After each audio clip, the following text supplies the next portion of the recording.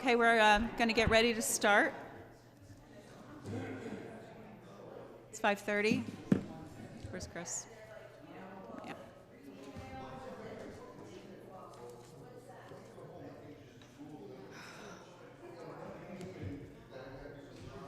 Does Chris not need to?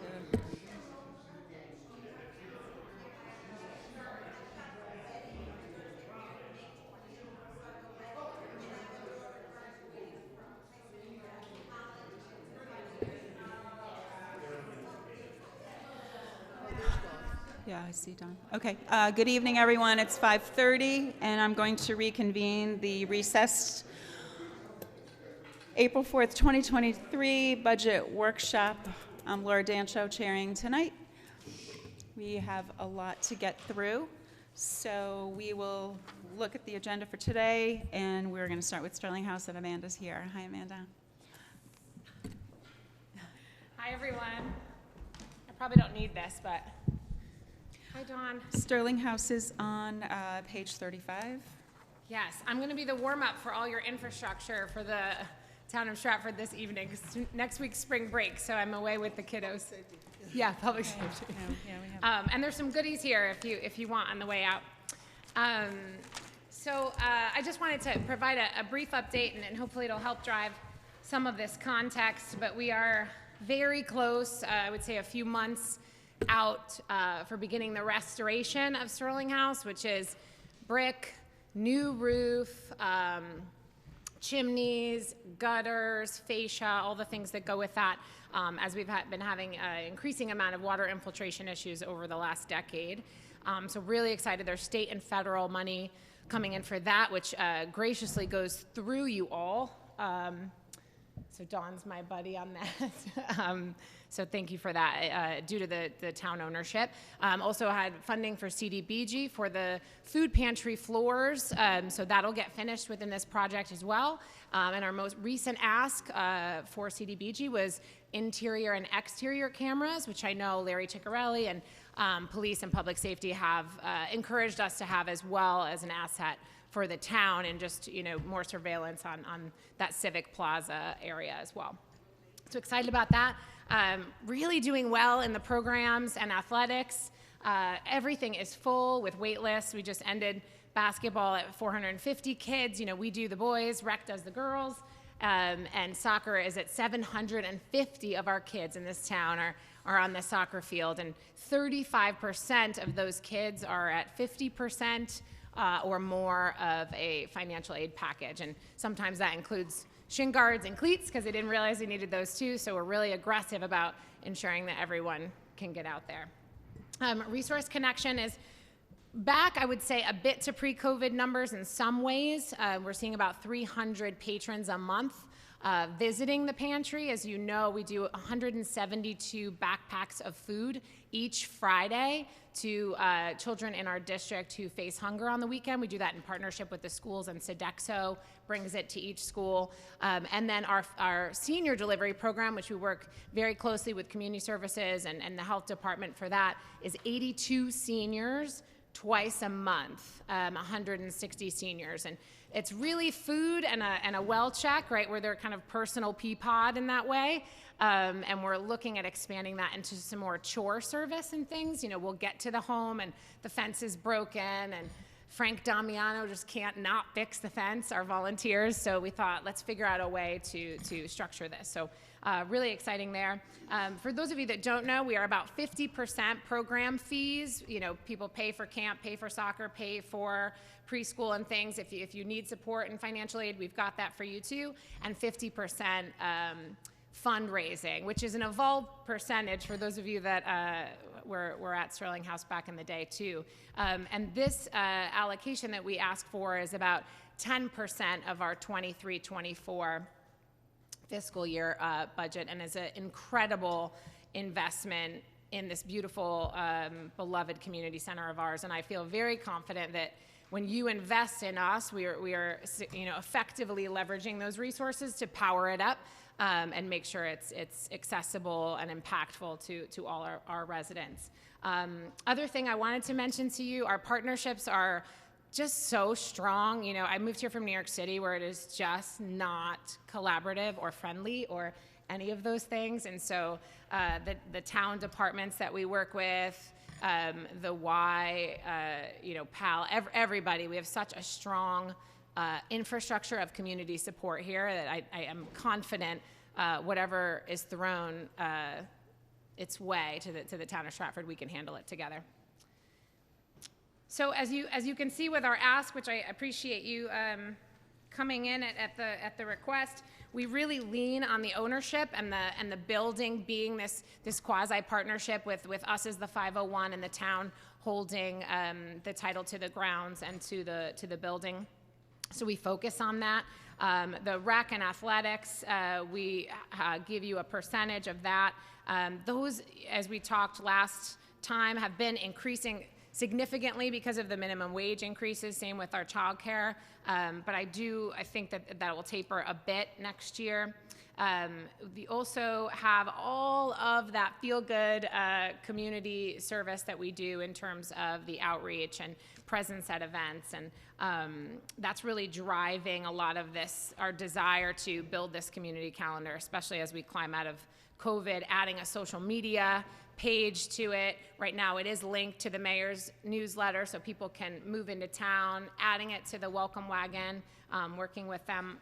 Welcome Wagon, not the trademarked Welcome Wagon, but the letter that the mayor sends to, I have to be careful, to new residents. And that's a real area where I ask you to call on us, those ways of us being present in the community and figuring out ways to ignite excitement and pride and connectivity for the people that live here and between one another. So really excited about that. And then the house is back open. We have all sorts of groups who meet there. Gamblers Anonymous is back. Stamp collectors, if you could see these men come in, these really traditional Americana clubs that happen at night.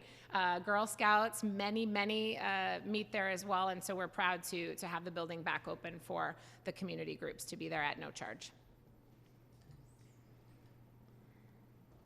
Is that too many words? Yeah, I think that was, yeah. Did you mention the community calendar? A little bit. Yes. Okay. Yeah. Yes. Well, we certainly couldn't operate as well as we do as a town without the help of the Sterling House, and this budget reflects exactly that desire to continue the partnership we have. I know Public Works, even though Renee said, Amanda's going first, we like to head over there and help them out whenever we can throughout, when something pops up and we need them. So. Yeah, absolutely. We appreciate that. So, Amanda, I just wanted to personally thank you. You provide a great service for our town. It's evidenced by the summer camp that sold out in 4 minutes. 4 minutes? 4 minutes, yeah. My daughter signed up, the two kids. She got it. Oh, yay! And yeah, so she was, let me tell you, it was stressful, but she's in. So it's unfortunate that you can't open it to more kids, but. Yeah, we do, many of you know, and we can, we are collectively talking about it in town, but the child care slots in that way are really challenging in the town and then certainly in the state and nationally with staff shortages. I like to think we've also, our quality people really try to get in. But that's another example, like rec doesn't start registering until next week to let us go first. Like, it's just, where does that happen? It's just so cool. And Amy's like, I'll just wait for you, let you go first. So it's really great because when we have a mom crying on the phone, we can say, you've got this option and this option. And but it is something we're looking at in terms of both of the physical structure at Sterling House. I know the YMCA and their master planning and things like that, but we do need to think about that in town where we're putting all these babies as the working parents evolve and enter. Yeah. So thank you for that. And just as a quick update, you were going through the statistics for the number of meals that you do for seniors and the backpacks you put together. So I would like to see that updated in the booklet, maybe, Chris, because these look like really old numbers, and I think that it would better reflect the percentage if we had them updated. So you say 62 homebound seniors. You said 82. Did you? I think she said 82. Yeah, this one says 83. What do you have? I mean, just like minor things like that. It's And older. then, Okay, Like yep, the yep. number of backpacks, you said 172, this says 150 in the booklet, so just to update that. Okay. And then I appreciate the 8.33% increase last year was significantly higher than that, so. Yeah. And it's great to see the building getting renovated, so that'll be wonderful to have that and maybe Yeah. have the building around for another 150 years or whatever. Absolutely. Does anybody else have any questions? Mr. O'Brien, Uh-oh. you're in trouble. You forgot to mention one thing. I'm wondering, how's it going with Aaron's Gym? You know, it's going really well with Aaron's Gym. We have made a mission choice to balance the rental of travel groups and things with our own programs and letting the schools in and to be able to use it as well. So I don't know that we're driving the net that turf facilities typically would, but we're proud to run it as a nonprofit, and I think the town is benefiting with the way we've structured it. And the babies are in there, parents' places in there, 2 mornings a week, all winter, again, free of charge. And it's been so great, too. We can walk them up and see our preschool, and so there's just so much connectivity there. But it's been good. And Jeff's on the balcony. We're neighbors and roommates, and it's going well. Anything else for Sterling House, Mr. Can? Just thank the mayor and her staff for supporting Sterling House, which has been a core coordinating, setting the right example for our other community service groups. Yeah, thank you. Sounds good. We had a birthday party at Aaron's Gym, and it was a great experience. Oh, good, good. Did you have Josh? Yes, we had Josh. He's our new guy. We had Josh. And Yeah. I would just want to say we left it cleaner than we found it. But Yeah. other than that, it's okay. Oh, no, all right. That's the Girl Scout in me. Whatever. Yeah. Any other questions for Sterling House? And then we can move. Ms. Shake? Through you, Madam, more of just a comment, just a huge thank you to you and all of your staff throughout the entire year. I mean, everyone benefits, I think the whole town benefits from you and particularly your leadership here. So it just reverberates. I think everybody is a little bit more energized from your comments that you're giving right now. So that energy throughout the year and just trying to figure out how we can get additional funding to try and support a staple for the town is huge. So thank you. Yeah, absolutely. Thank you. Appreciate that. It's been an honor to serve, and I was checking in with our newbie here, and I said, it's so great moving in. You are all this so welcoming and so collaborative, and been an honor to live and lead here. Very good. Are there any more questions? Through you, Chair. Ms. Sutton? I'm just curious, could you just kind of give me an idea of what types of activities are being booked at Aaron's Gym? Is it like through the rec department type programs, or what types of sports are? Yeah, it's a great question. We retained, so the Babineau family ran it for 10 years, and Jeff Babineau is the head softball coach at St. Joe's. So we retained a good amount of the softball traffic that he already had, clientele that he had for years. Maybe about 70% of the athletics in that rental category are him. And we also have lacrosse and soccer as well. And then you'll have, like, Stratford High will have a rainy day, and they say, is it open today? And we say, absolutely, and they come on in. And so that's where it's a bit more flexible. Oh, okay, great, thank you. Sure. Great. I think we're good. Thank you, Okay. Amanda, for coming out tonight. Thank you so much. Appreciate it. Thanks for fitting me in. Happy birthday, Reggie. Yeah. Oh, yay. So we'll do Public Works next. And Renee's here. Everybody's like and hiding in Chris the is back here. of the room back. Don't call me next. So administration for Public Works is on page 39. Welcome, Renee. Thank you.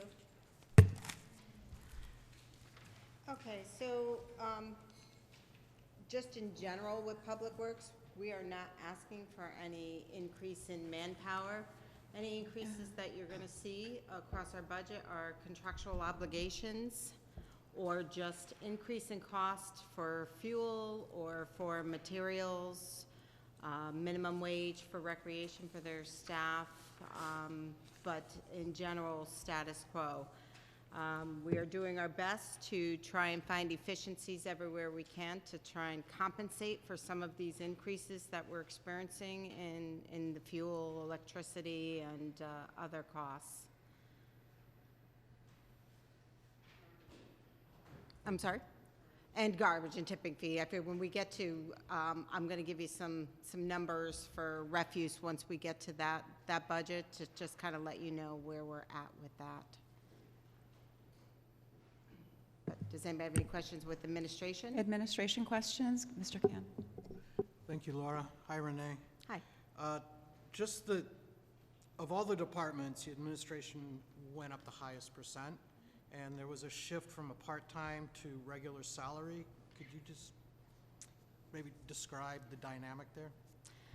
The dynamic there is just the increase in work orders that we now take in, and we're managing them more efficiently with a new work order system.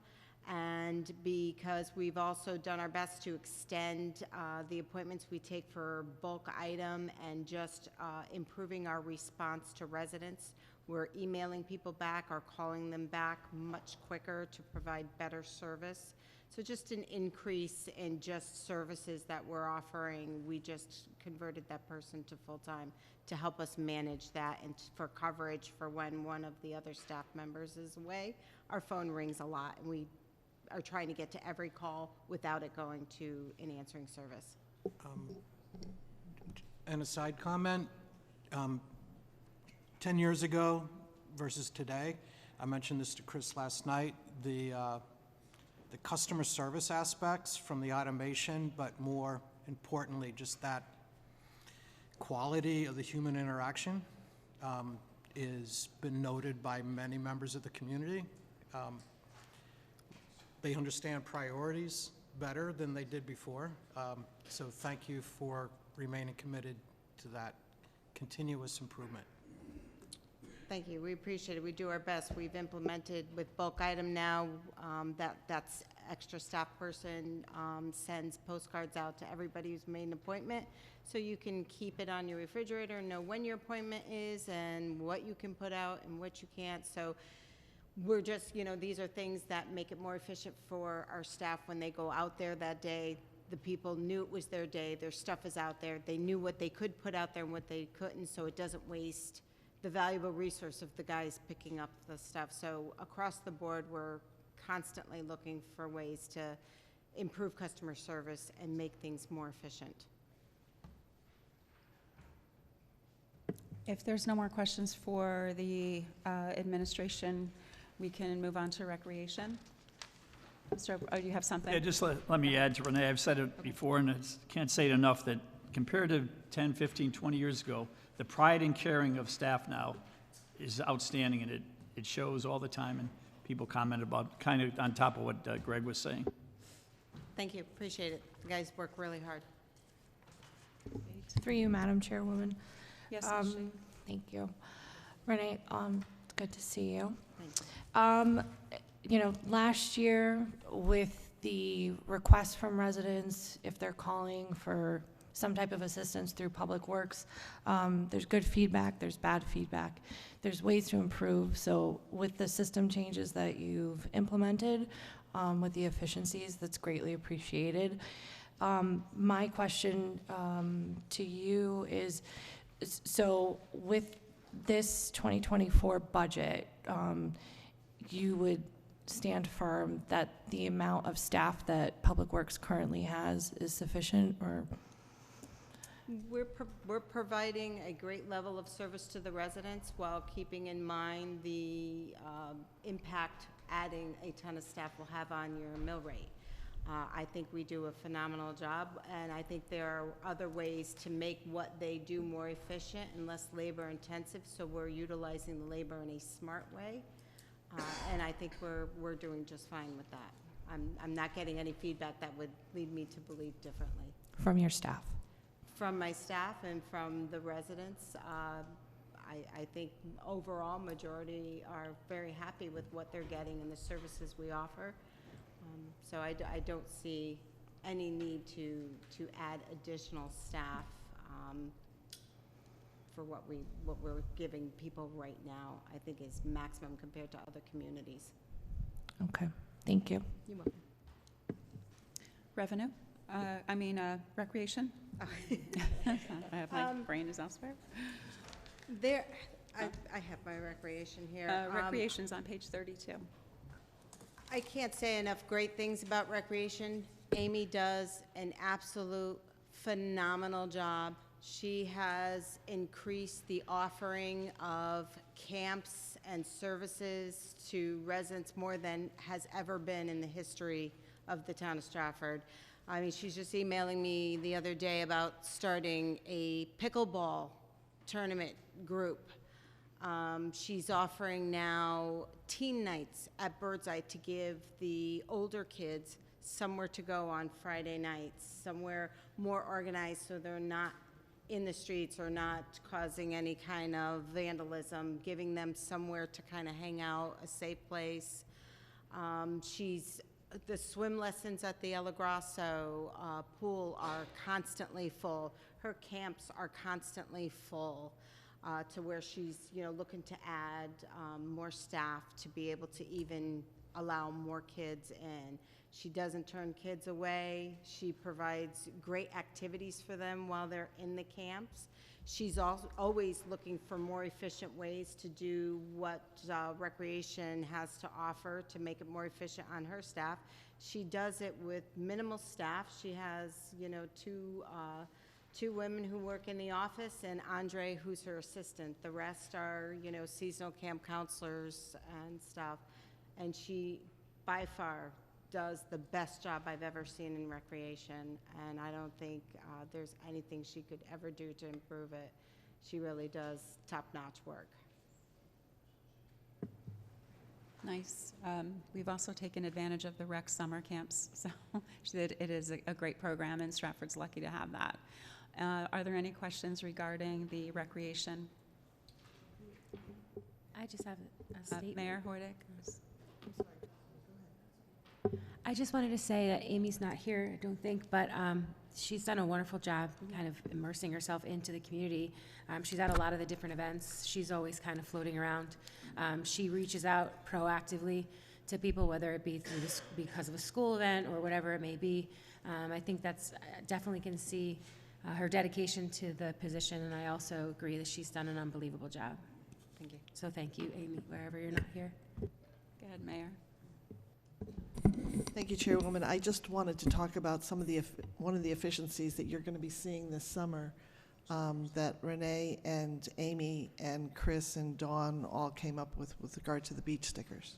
Yes. So if you want to talk about that. So you're going to see in your upcoming tax bill a new look to the beach sticker. It is going to actually have your license plate number stamped on the beach sticker. That way it is an easier, faster match for the beach sticker attendants. A lot of people tend to either lose them or pass them around. There was also no way to check when somebody came for a beach sticker. We couldn't tell if they were current on their taxes. Now the staff will have access to the tax collection system, be able to go in there and view that resident and say, oh, I'm sorry, you have outstanding taxes. You need to go get that resolved with the tax office first. Then you can come back. Once it shows current, we'll issue you a beach sticker, and the beach stickers will be printed with the license plate that belongs to the tax bill for that resident. So there will be a much tighter control. It will be much more efficient. We won't have the long lines at the Birdseye complex with people trying to get beach stickers. We're also working on getting the stickers in the to the leasing companies for individuals who have leased vehicles. They will also get their sticker in the mail with their leased car license plate on the sticker. So that is going to streamline the process. It should hopefully also get the tax collections up a bit as well, and just cut down on the staff needed to issue beach stickers, which is very time-consuming and done manually in a very large Excel spreadsheet that can be managed by only one person at a time. This will be different. It's totally cloud-based and automated. That sounds amazing. That'll be great. And I think it'll be easier for the people that are in the booths checking those stickers as people come in, so that's good. And Mr. Pia? Yeah, so just through you, Madam Chairwoman. Renee, thank you, because I know that you guys are working on this. We're going to be putting it on this upcoming council agenda because it's going to be a change. But there are other there are other communities that are doing this type of procedure, right? There are. Yeah, There okay. are. We're we're kind of catching picking, up. okay, gotcha, We're thank you. catching So up. we have some good stuff to But that's follow. because you got someone like Amy who, again, Yeah. is spearheading and seeing where she can make efficiencies so she doesn't have to increase staff. I mean, the great. goal is not Thank you. to put the burden back on the taxpayers. We can find efficiencies, we will. Through you, Madam Chairwoman. Go ahead, Michelle. We're not done with 2023 yet, obviously, that'll be the end of June. I'm just curious, with the projected budget for 2023 or 2022, it's more of a Mr. Timniak question because Amy's not here. Was there any surplus of funds at the end of those budget years for Parks and Rec?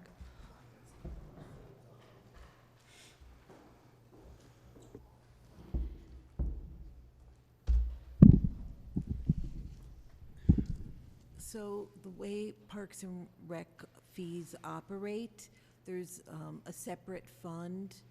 It does not go into the general fund, the majority of those fees. So say there's a certain camp or a certain like archery class or something like that. Those fees come in, they go to another fund, and mostly it's due to a timing issue because people are paying, say, in May, and the things are happening in June, July, and August. So in order to have those roll across fiscal years, they go into a separate fund, and that money goes in, and then the expenses go out. And there is and has been over the years a carrying surplus in that fund. I don't know the amount off the top of my head, but there is a carrying surplus. So this way, if expenses for one of the classes run a little over, Amy has some room to budge, or as you know, she spoke to you previously about offering scholarships to people. That's where that would come out of. So looking at the budget, what item would identify that? Well, that is not in the general fund. This is a general fund budget, and the town has other funds, what we call multi-year funds. So all towns have a variety of funds. Yeah, it's another fund. It's not part of the general fund. Okay, so through you, Madam Chairwoman. So at the end of those fiscal years, if there's just a generalization then, because that's then for It rolls possibly any forward. department, if there is a surplus, how would we be able to see that? You don't see that in here. You see that. It wouldn't be because it's going into a multi-use fund? It's just rolling over. Yeah. The town audit report has all of our separate funds from the general fund listed in there, and you can see how much money rolls over year after year after year. It doesn't come back to this operating budget. It's in the audit. Okay, I'm just trying to be able to gauge if there is a surplus, if there's been surpluses, and where that money goes. Back into programs. Yes. Back into offering other programs and activities for kids and scholarships to be Okay. able to allow those families that can't afford to send their child to the camp. This is how she is able to accept them in. She grants them scholarships. So the scholarships are based off of surplus funds from the year before budgeted? Is that an accurate description? It's a cumulative fund, so it could be From multiple departments? It could be from, no, it could be from 20 years. Say there's an overage 1 year, an underage one, it just keeps carrying forward. Recreation, though. It's not from other departments, not. The Okay. other parts don't, it's strictly, comes from recreation, stays within recreation, comes from programs, stays in programs. Okay. So, yeah, it doesn't come from other departments. Through you, Madam Chairwoman, the reason why I'm asking is because going back to the fee increase for those summer playground camps, the week-long versus 7 weeks, I think it is, that increased 100%. I'm trying to figure out if there is a rollover of surplus of funds and they're going into a fund, why can't that offset the need to increase the fees? So Amy's not here to answer that question, but you know, we need scholarships available for families, fine, but for a 1 year or 7 weeks of a playground camp, I'm just trying to think of other ways to offer some type of relief or cost savings for families that are highly utilizing, you know, these summer camp programs, so. So, yeah, those families will still be able to use them, and she'll offer them scholarships, but it's not as if you can count on it. You don't know what Right. programs will make more money than others, you don't know what the interest level is, and you don't know how many kids are able to pay for it and how many aren't. And so, her increasing the fees is because she has to at least have a minimum head count based on what she thinks people will participate. So you can't then charge less, have your staff, and then say, oh, well, that didn't fill up. Now I don't have the money to pay the staff, and I don't have the money for the scholarships either, because I hedged my bets and I lost on that. So she has that there, she has the scholarships there to offer, and she doesn't turn kids away. She really doesn't. She finds a way to do it. And like I said, not every program makes as much money as others, but they have a high interest. So she'll offset a money-making one to be able to give all the kids an opportunity to do something that seems to be more popular, or the trips that they go on in the summer, everybody gets to go kind of thing. So that's where that money, and we're not talking like, it's not like millions of dollars. No. It's not a huge amount, but it rolls back in. It stays within recreation. It goes back into programs for the kids.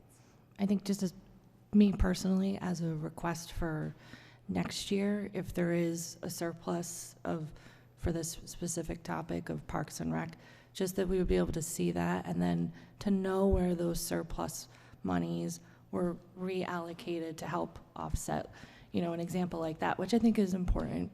I might have had a different, you know, perspective when it had come up to the council, when we had debated and then the council passed it. Thank you. Thank you. Mr. Can? Thank you, Laura. It's a request to Chris. Many councilors might be new, not familiar with the CAFR. Could you follow up to all the council members using the last CAFR available that's on the Finance Department's website, and just maybe point to the page where this particular dedicated recreational account might be quantified? Sure. And then they could see the inventory of other special accounts that Yes. we've set aside? Yes. Just to give them an introduction. Yes. I'd be happy to. Madam Chair. Yeah, I just want to point out too that these summer programs are not run for profit. The money goes back to through scholarships, and it's incorporated in other ways. And I think one of the main points for increasing the fee is, from what I understand, and Chris Pia can correct me if I'm off base, but was to make it more of an incentive for the children to attend, and not just sign up for it and take a space for someone else who might be waitlisted, and then have that first student who did register not attend. So it was just more of a monetary incentive for the parents to make the kids go or have the kids go. But it's not for profit, and I don't know if they give a discount if there's more than one child who signs up or things like that. But that's just how I understood the increase to be used. Yes, it's definitely not a Madam Chair. money-making entity. Go I ahead. mean, also the minimum wage increase, they've got to cover that. And it's still very reasonable compared to other programs. But going back to beach stickers for a minute, how do you handle the businesses? Because they're entitled to beach stickers, right? So how are you going to do the license plate for them? So we're going to take the word business and put it on the sticker where the license plate goes. So instead of, it's because when you go to the business, like, we don't want to put it on a registered, box truck. So we're just going to pass it out and have the word business written on it. That's how we settled on? It's a separate looking sticker. Yeah. Go ahead, Mr. Through you, Pierre. Madam Chair. Yeah, we'll be bringing this to the council, Yeah. so we'll be able to dissect the beach sticker thing in depth. Okay, thank you. Anything else on rec? And if not, we can, Actually, Matt, one other thing I Go wanted to ask Renee about was an outside group using our fields, and especially at night, they have to pay for the lights and also for the field, right? Isn't there a rental fee? They do. They have to pay for the field, and they have to pay for the staff that's required to be on the field to either, there's a menu. If you want it lined, it's a fee for that person to be there to line it. If it's lights, there's a fee to turn off the lights, take the trash. So yes, we've implemented that a few years back. It's been going for a while, that outside entities are charged for. And where would that using show up lights. on the revenue page? Under recreation or under something else? I think it's in the front of the book. There should be. I think it says permits and licenses. That's where I find the beach stickers anyway, page 9. Right here, recreation, it's under like ball field receipts. You'll see it on page 8. It is 01353-4373 and 4374. You'll see some miscellaneous revenues. And we also pay the overtime, so Amy will charge the overtime to the revenue she took in, and then whatever is remaining hits this revenue account. So we take the expenses out by paying the gentleman's overtime with what she collected, and then what's left over hits this revenue line item. So it's totally self-sufficient, and it doesn't go on to the taxpayers at all. Now, on the other hand, when we have to have staff at high school events, the Board of Ed doesn't cover that, right? We do. The Board of Ed does not cover that. Okay. No. Just for when we have the Board of Ed budget workshop, it's good stuff to know. There's a lot that, it's not just the ball fields, it's the tradesmen that work in the schools. There's a lot more that we support the Board of Ed that is not recognized in a revenue line item anywhere. Okay, I think we can move on to highways, page 43. We're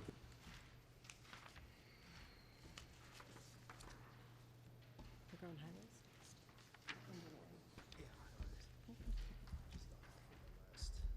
Oh,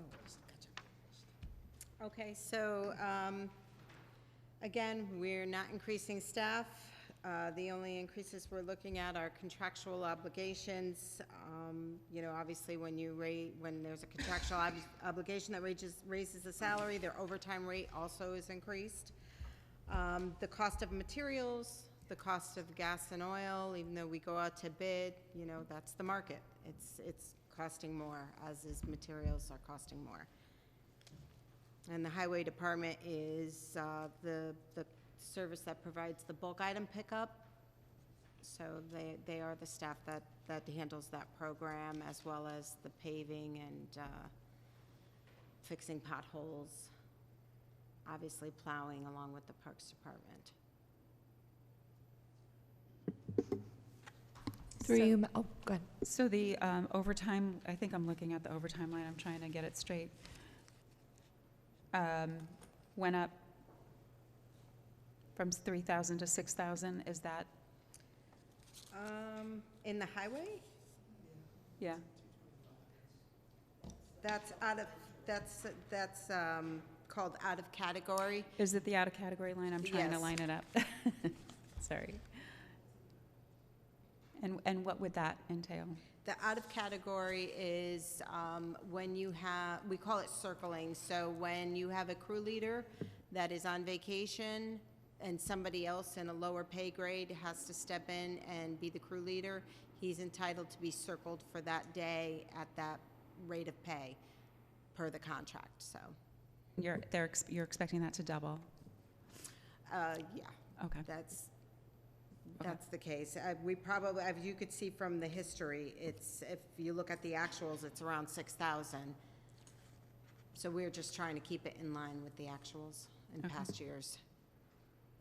Just based on every time there's, somebody who's injured or they're on vacation and they're a crew leader, they have to fill that position. Anyone else have questions for Public Highways? Through you, Madam Chairwoman. Shea? Renee, if you could just clarify again, so the payroll line item increases, it says reflects contractual salary and step increases, but then looking at the head count, it goes from 22 to 23. Is that It's not increased. The 23rd person in there is our road aid person who does the tractor. So the head count is in there, but his salary is not in there. So we're not increasing the head count. And he's part of highway, but falls under a different pace, like an area in the budget in a different pace. Is that like a third-party contract No, position? or- he's ours, but his salary gets covered under what we call road aid, which is money we get in from the state, but it's to maintain the brush that's along the side of the road, so he's in the armed tractor that kind of takes care of the roads.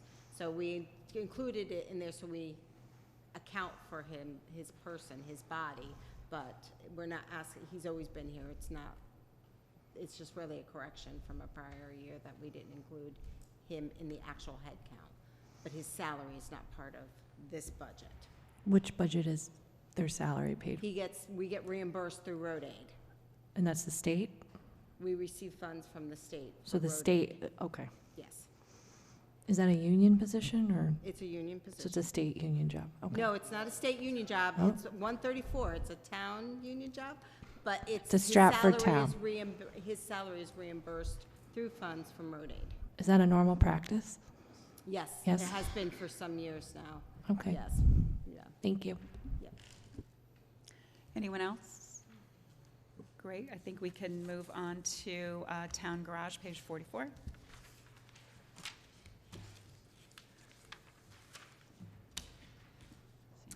Town Garage is the mechanics that maintain all of our equipment. That's all of the vehicles for police, fire, EMS, water pollution, every division of Public Works, parks, building maintenance, highway. They also maintain all the lawn mowers, chainsaws, any piece of equipment that requires any kind of servicing or repairs. The garage covers all of that. Again, they're part of 134, so there's contractual obligations that are accounted for, and basically just the increased costs of parts and fuel are really the only increases we're accounting for. What's the condition of most of the equipment? Is it in good condition, or you need Yeah. anything replaced? You have We've enough been- staff to fix things? We've been consistently replacing. We have a process in which we look at the mileage on pieces of equipment and the amount of times it comes in for repairs, so we can gauge when it's time to cycle that out and request a new piece of equipment. I'm just looking at 10 people to service 320-plus pieces They're of very equipment. good. They're working on a lot of machines. They've got probably 6 or 8 bays that are constantly full with cars on, waiting to Wow. to come in, but they're really phenomenal. Perfect, They're thank you. great staff. Anyone else with questions on the town garage? Seeing none, we can move on to refuse and recycling, page 46.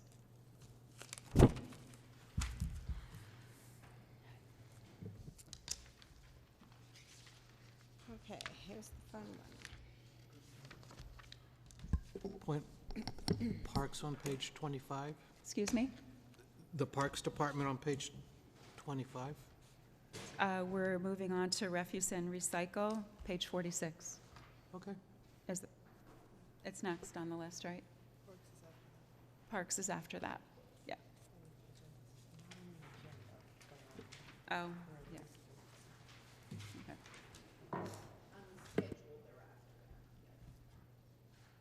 I think this schedule's slightly different.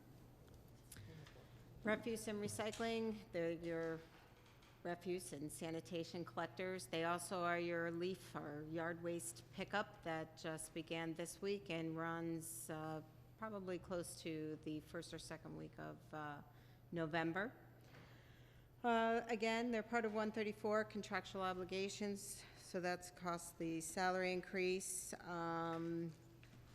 The only other increases we're looking at, obviously, are fuel. Those trucks are on the road 5 days a week, so they burn through a lot of fuel. and then, of course, the tipping fees.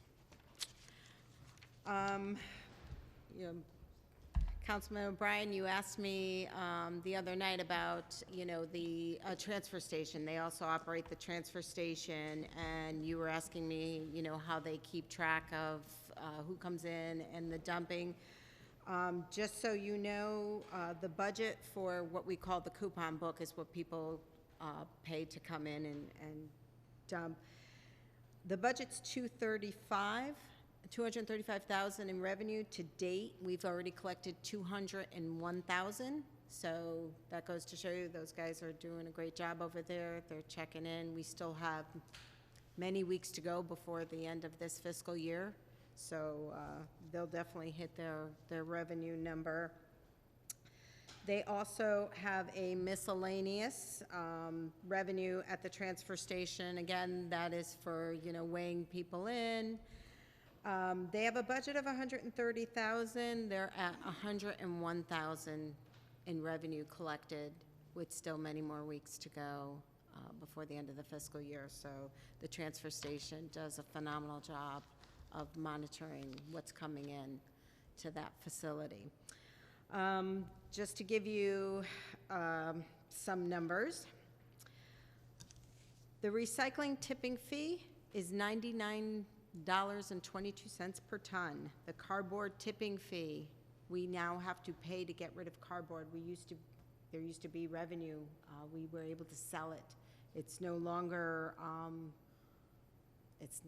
valuable. Nobody is wanting it. It's $15 a ton it's costing us to get rid of the cardboard.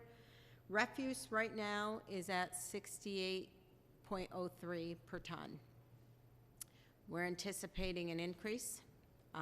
What Rocky has built into the budget is a $2 per ton increase to the refuse, and we're really crossing our fingers and praying that that's kind of where it lands, but I don't know. I wouldn't be surprised if it's higher than that. Let's see. Last year, we took in 3,502 tons of recycling. We took in 244 tons of cardboard, and we took in 27,644 tons of refuse, so regular trash. What we've collected to date is 147 tons of cardboard, 2,011 tons of recycling, and 17,285 tons of refuse. So Rocky's really great with these numbers, and I wouldn't be surprised if he ends up within a few pounds of, you know, what he's estimating it to be and where it was last year. So that is a huge, huge expense. Questions?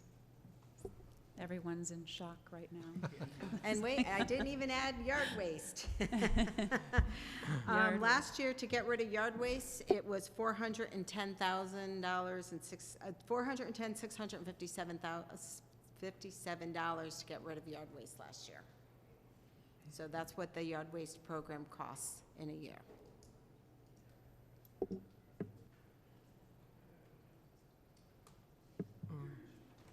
Through you, Madam Chairwoman. I'd like, Oh, sorry. Mr. Can first, and then followed by Caitlin Shake. Thank you, Laura. Renee, the statistics are big. In addition to unit costs for each of the categories you mentioned, there's also an annual quantity that maybe it's stable, maybe it's escalating. If you had a 4 or 5 year report that evaluated that, so we could see if we're at risk for not only higher fees per unit, but also higher quantities in the future. Well, I mean, you could look at the budget book at the actuals in prior years and kind of see, especially with COVID, it went up. People are home. They're throwing out more trash. Getting more trash delivered to their house. Yeah, I don't know what the historical fees were. So It it's, should, if you should have at least some actuals in your budget book that you Oh. have here. I mean, Yes. You There's just kind of, tiers. you could see the average in cost. I mean, that, if the costs go up, that meant the tonnage went up along with it, but your actuals in there are a good indicator. You want the ton breakout historically? Is that what you're asking for? It would, which factor is contributing to the cost? Is it the tipping fee going from 68 to 70, or what was it 5 years ago? If I can make an editorial comment, it could be that they've shut down the Hartford plant, Mirror plant, which has caused more towns to move to Bridgeport, which has caused a fight for the space to actually burn the trash, which has caused more of a competition as the state shuts down the garbage burning facilities, and there's no avenue for recycling. The costs have gone up exponentially, so your historical data will be off tilt, whatever, from the moment Mira was shut down till today. Editorial comment. I can burn cardboard to heat my pool. I'd be glad to take some portion of that off the town's hands. The emissions would be a hazard, however. Is 244 tons enough to drop off? I think we're gonna It, fill your front yard with cardboard. Chris, it was just seeing, you mentioned a third, and possibly there's dozens of variables in it. The two significant ones are likely, for example, if it goes from not 70 as projected, but up to 72.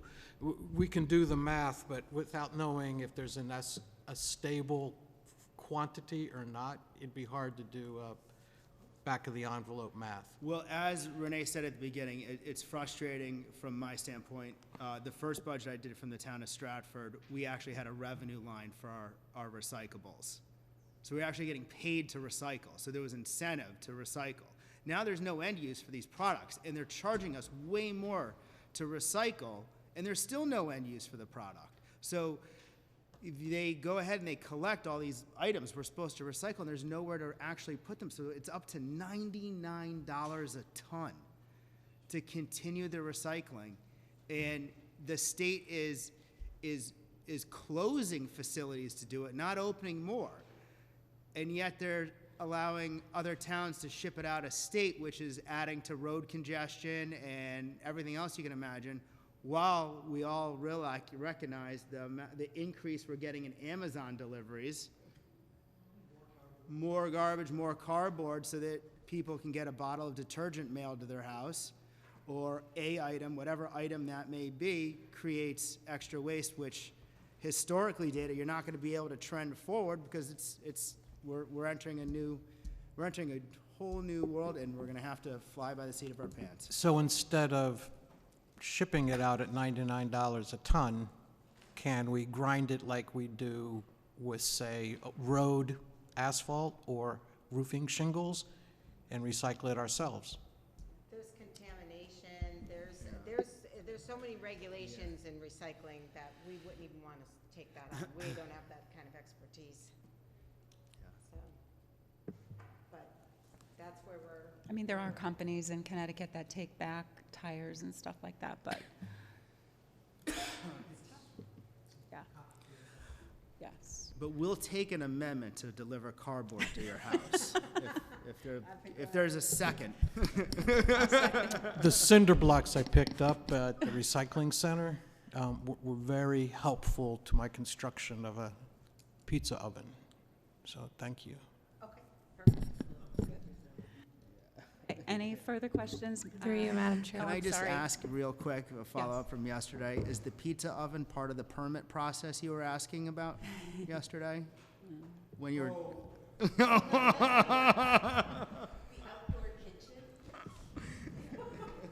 I don't think you want to actually have that answered.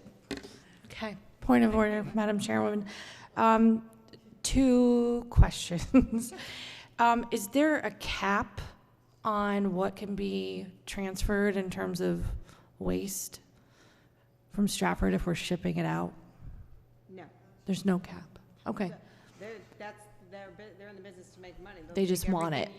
They'll take everything you can bring them, because they're charging by the ton, and it's a business for that one organization who's lucky enough to be the sole provider now in this area. And it's going to Bridgeport, you said? That's, Yeah, that's the only place. And do other municipality, do we get charged per the distance? No, you get charged for the weight. That's too bad, because we're right next door, so maybe we could have saved money if that existed, but it doesn't. Yeah.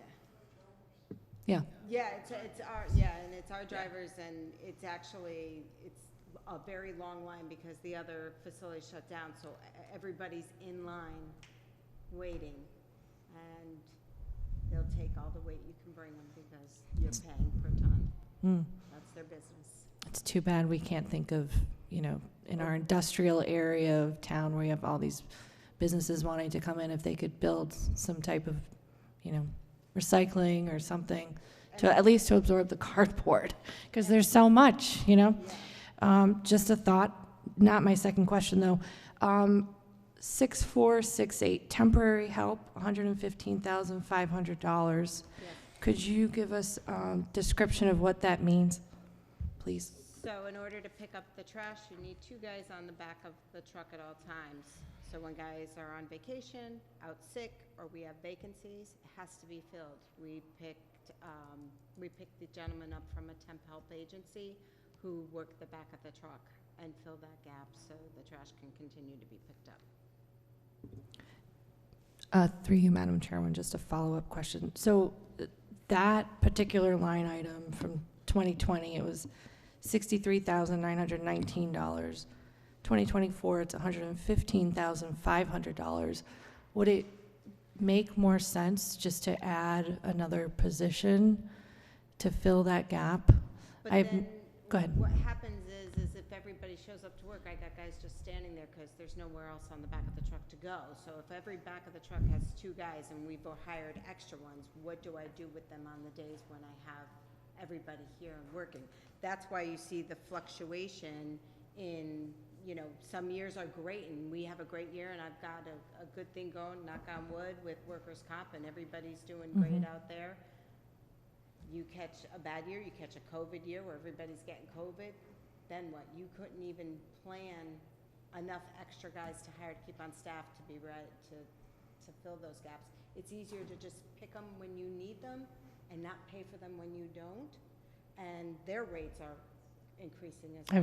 That was going to be my follow-up. Minimum wage Because they know. goes up. And we have worked a deal out with probably one of the best agencies with the most reasonable price that give us guys that actually show up and are reliable, because the truck has to get out of the yard and pick up the trash. We need to make sure we have 2 guys on the back.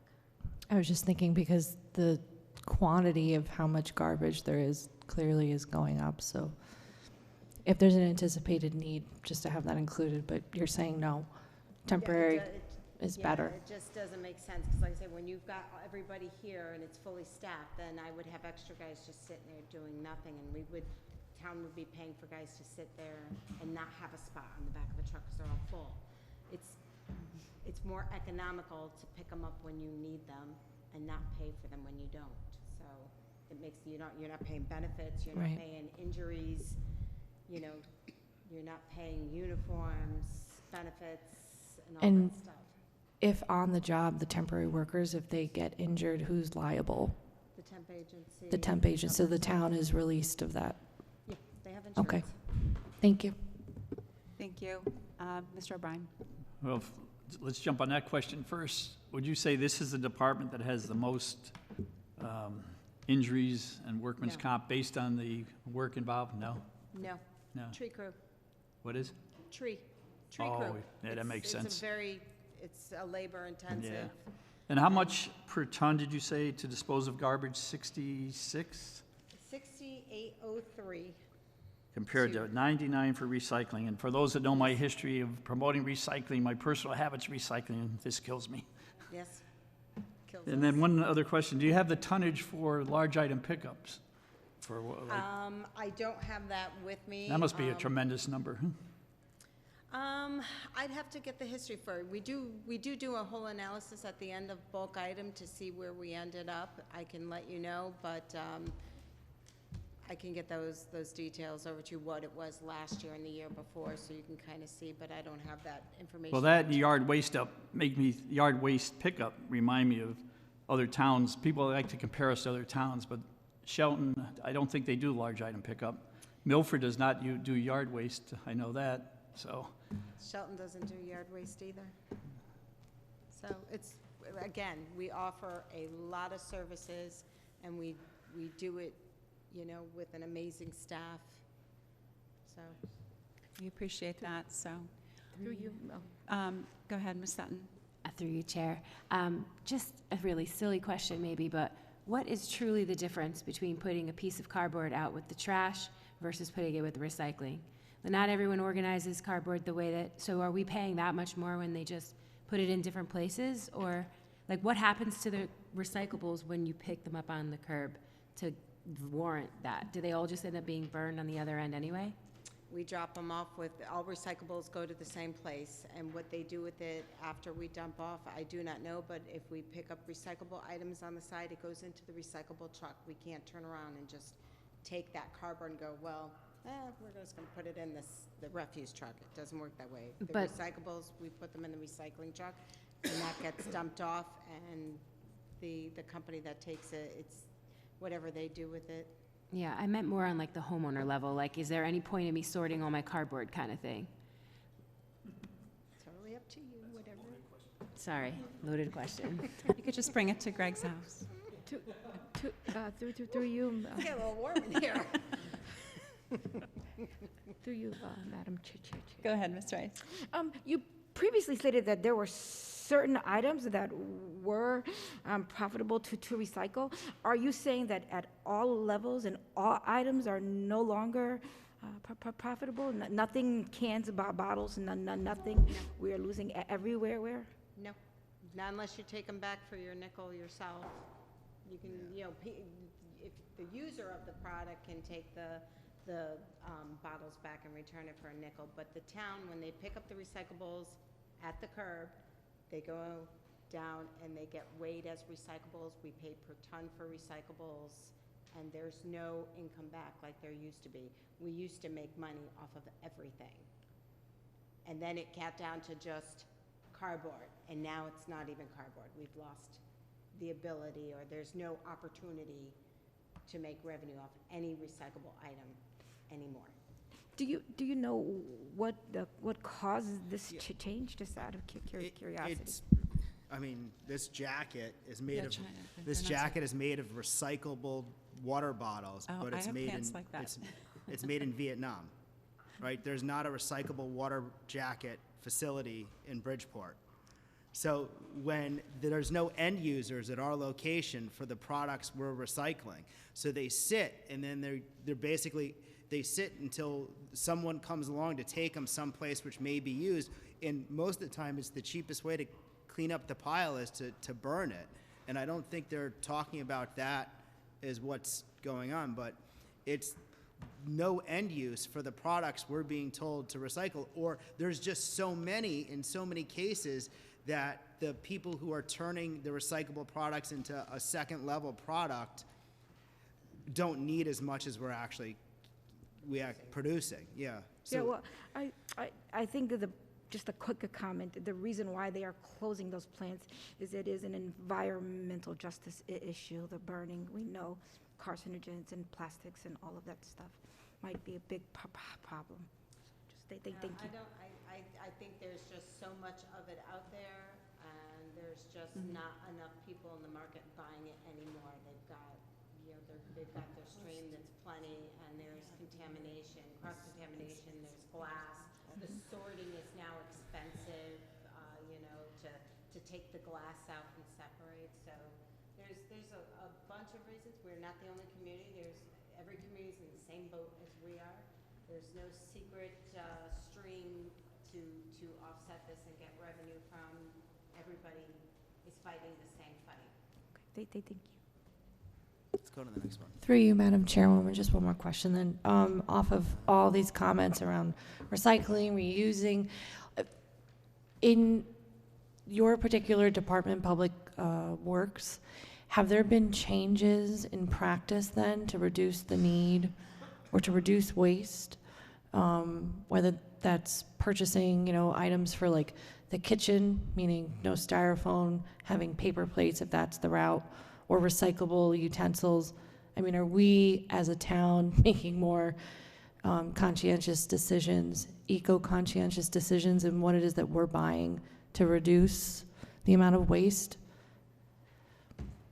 I would say, we're doing just what everybody else is doing when you buy stuff, We're also landlocked into, you go out to bid, you have charter rules, you don't get to pick them, you don't get to dig as deep into it and say, oh, I'd rather go with this company over this company because they have better recycling practices. We do the best we can. We do recycle oil. We use it as heat in the garage. So we try and do our part. We try and make it as conscientious as we can. We try and use every scrap of everything we can. We actually, even the mechanics garage will, if they have 2 sanitation trucks that are no longer usable, they will take the parts, the working parts off of those and build a different truck with those parts. And I think that's great, so it's good to know. Do the best we can. We're trying here in Stratford. We do. Thank you. So for budgetary purposes, we can't redo the recycling plan right now at this committee. So thank you, Renee, for these numbers. And it's expensive to recycle, and hopefully things will change to make it more cost effective. But for now, we've got to deal with this. If there's no further questions on refuse and recycling, we can move on to parks. And that's going to be on page 45. Parks is your department that is probably the most visible. They maintain all of the school grounds, all of the town's buildings, grounds, all of your esplanades, your greens, your Paradise Green, your Booth Park. Besides doing all of that, they also do all the lining of the fields for all of the sporting activities, soccer, lacrosse, baseball. They also empty all the trash cans, which are somewhere around 300 throughout the town, the ones in the green, the ones at all the parks. They kind of do the bulk of it. They are also, the tree crew comes from the Parks Division, so you have that as well. They also maintain the golf course and the beaches. They comb the beaches during the season, 7 days a week. They actually clean the restrooms at the like Penders, and when there's sporting events, they do custodial services too. So they are your catch-all, do a whole lot that we don't even think about group. Anybody have questions regarding parks, the Parks Division? Go ahead. Thank you, Laura. Hi, Renee. With all the demands, I'm going to, on the personnel that are in the parks, previously, let's say delineate between parks that have organized activities and those that are more like pocket parks, neighborhood parks. At a number of neighborhood parks, the brush that grows over fences or the grass or the leaves and maybe even a garbage can gets taken away by the department. It could be taken away by a nuisance person. But I just wanted to ask if there's a way to more frequently help those neighborhood parks to just maintain that image, if you will, that cleanliness, that people won't have to throw their doggy bags because there's no garbage can, or they're not getting briars scratched because the bushes have overgrown a pathway. Otherwise, just thank Chad and everyone. This is probably something that can be brought up at a Public Works meeting.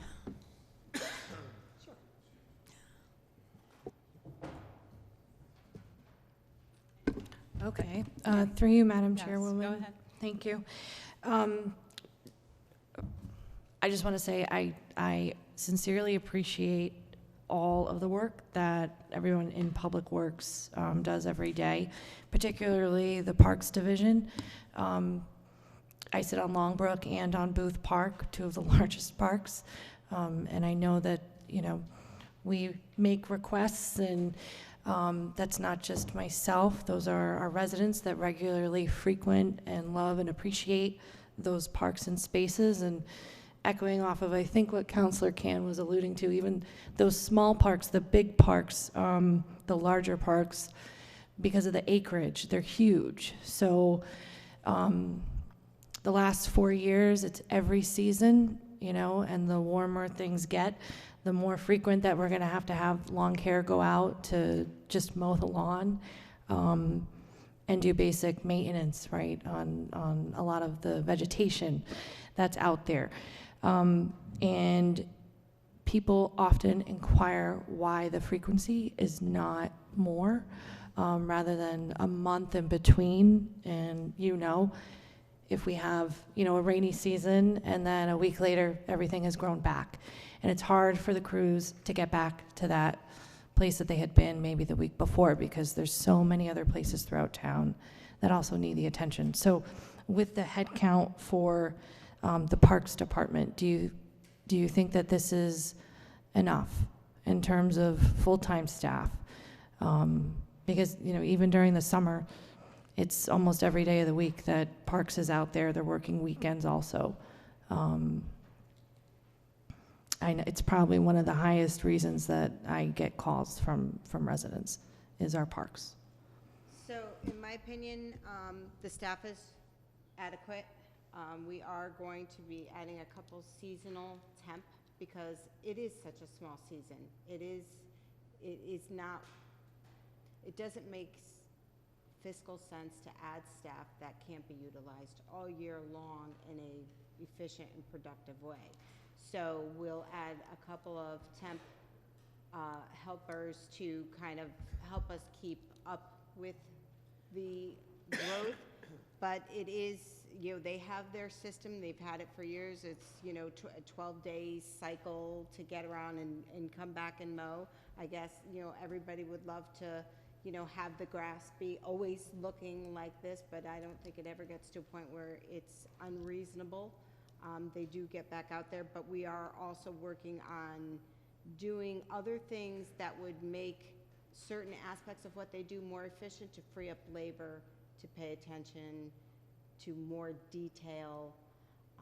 And it all depends, again, it depends on the activities that draws the trees. If it's a bad windy season, to add staff just to be sitting there prepared for what might have is a waste of taxpayer money.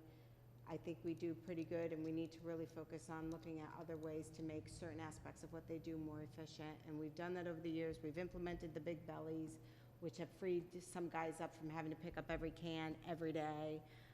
And we'll continue on that path, as well as some other paths of adding irrigation to free up watering, so you don't have staff sitting there watering all these flower beds. We've also encouraged people, instead of adding all these flower beds, everybody wants to have a garden, all the schools the PTOs want to add a garden. We are discouraging from that, because after those kids age out of that school, nobody maintains it and it falls back on us.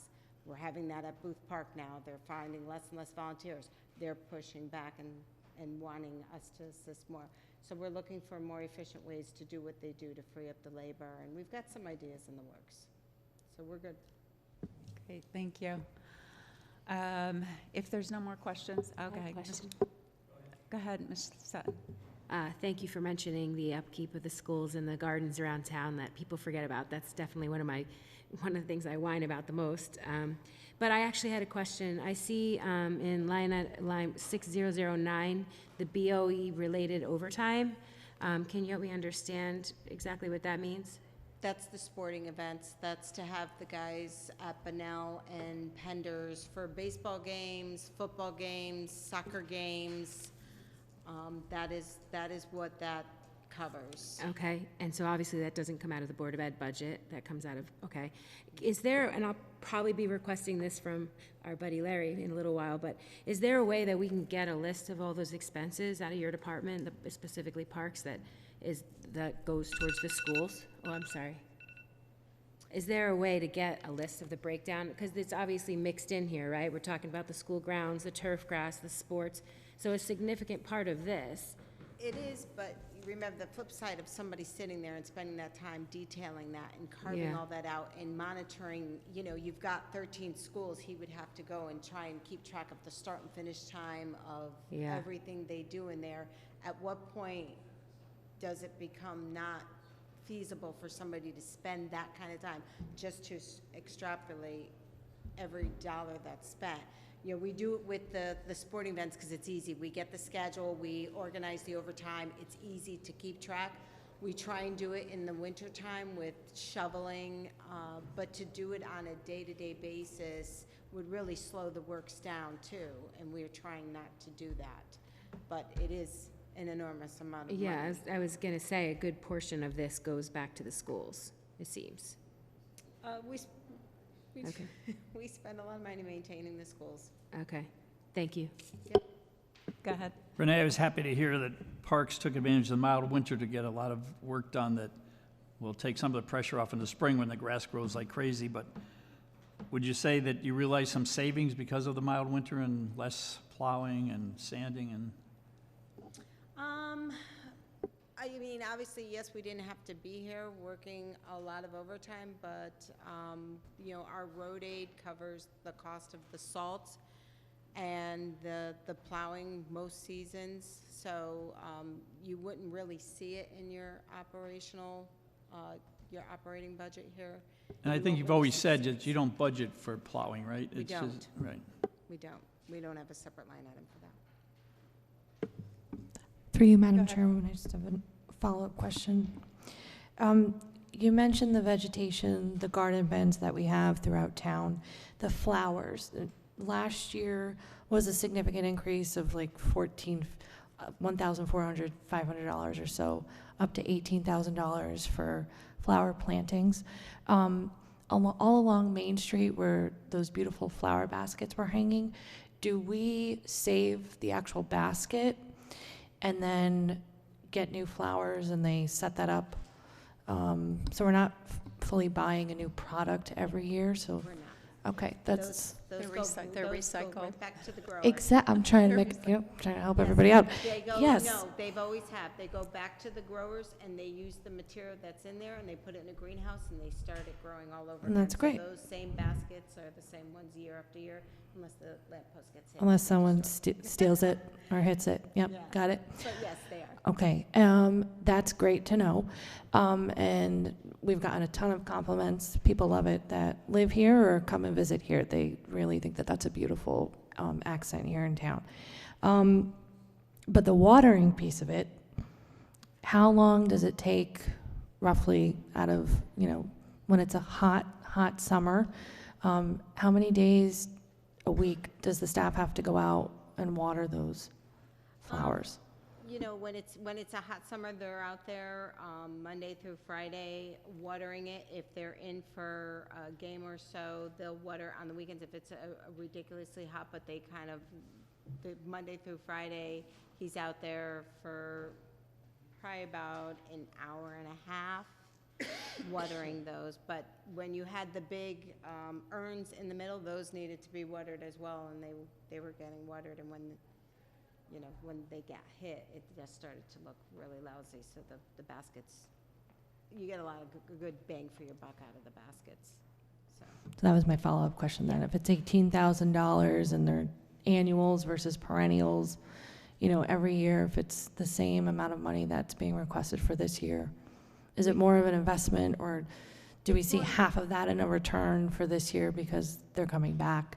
those aren't just the baskets. Those are your honor gardens. That's Academy Hill. That's West Broad Green. That's Paradise. That is your flowers that are all over. They're the ones in the center that are in the ground by the tree wells and stuff. All of that money does all of the flowers. And believe me, we just do the beds. We've eliminated a lot of flower beds. And those are just like the most important and the most aesthetic looking ones that we use this money to maintain. And with the need to water, you had mentioned possibly irrigation being set up, which I think is great. It's more efficient. Another way that we're, right? That's what we're Being working more on right now. water conscientious and labor. So thank you for that. Okay, great, and we appreciate the 1.9% increase this year, so all is well. If there's no more questions on parks, we can move on to building maintenance, and that's going to be on page 41. Building maintenance, they are our tradesmen. They are the ones that keep everything going. Your plumbers, your carpenters, your HVAC, they maintain, we're probably somewhere around 80 buildings, including all the schools. That's what you're, yeah, yeah, that's what that building maintenance covers. So that seems pretty close to what you did last year. You've only asked for a 1.67% increase, so. It's step Okay. increase, I mean, Yep. Contractual obligations for the union. Through you, Madam Chairwoman. Go ahead. Renee, I sit on building needs with you and Mr. Poisson. There have been questions raised regarding solar panels, various locations coming up, and the need for having qualified staff maintain those particular, like, grids, I guess, for lack of a better description. And there were questions about staffing of who the town currently employs versus if there's a need to have some type of contract. If I'm not describing it correctly, please correct me. But does this budget reflect or anticipate that need that's come up in discussion? And really, it wouldn't just be the solar panels. I think it would also be reflective with the HVAC systems, because we've just had so many repetitive issues, and it pulls the staff, what your staff, right, building needs away from other projects or the ongoing list of things that have been requested all throughout town to be addressed. So as far as the solar panels, we've had discussions with our energy consultants, CSW Energy, the ones which are installing the panels. We've kicked around the idea. Their recommendation is to wait until we finish getting the final solar panels up on the new schools, and then doing an outsourced contract to one particular vendor to monitor all the solar panels. Setting that contract up before they're installed, before all the schools are completed in the program, would be premature. That's a good, yeah. It wouldn't be the most beneficial for us. So the new solar panels versus the ones that we currently have, there were two different concerns, right? It was the anticipation of who's basically been maintaining and checking in, right, to make sure that the energy that's being generated, which we talked about, I think, yesterday briefly. So one of the things is some of the older solar panels are done through a power purchase agreement, which the town doesn't own those, and those are already under contract, which we wouldn't be allowed to go up. I know Victoria Soto School is one of the last, or one of the oldest one I think the town specifically owns. All the ones moving forward, because the reimbursement rate from the state has become so high, the town is now purchasing them, so there won't be a middleman, there'll be no power purchase agreement. So at that point, when we get, the goal is probably to have 7 total solar panels up on the schools. We're going to enter in a contract for all the ones we own. That's great. Thank you. Any other questions? Through you, Madam Chair. Yes. So the building supplies, Board of Ed buildings, that's just the Board of Ed actual, that's not the school buildings, that's just the Board of Ed buildings for the building supplies? Those are schools and That is the Board schools? of Ed admin building. So does that encompass vandalism? The vandalism that we've seen over the years, does that get categorized in there at all? I mean, it just seemed like a low number, 60,000. Am I reading it wrong? Yeah, it all depends what the vandalism is and if we have stuff in inventory. So you may not see an actual expense hit if we've had something or we're able to repair what they have there. But yeah, those are for like the smaller repairs. There's also a Board of Ed general repairs that falls into the capital for the larger water heaters, pumps, units on top of the roof that break. Those are done using capital funds.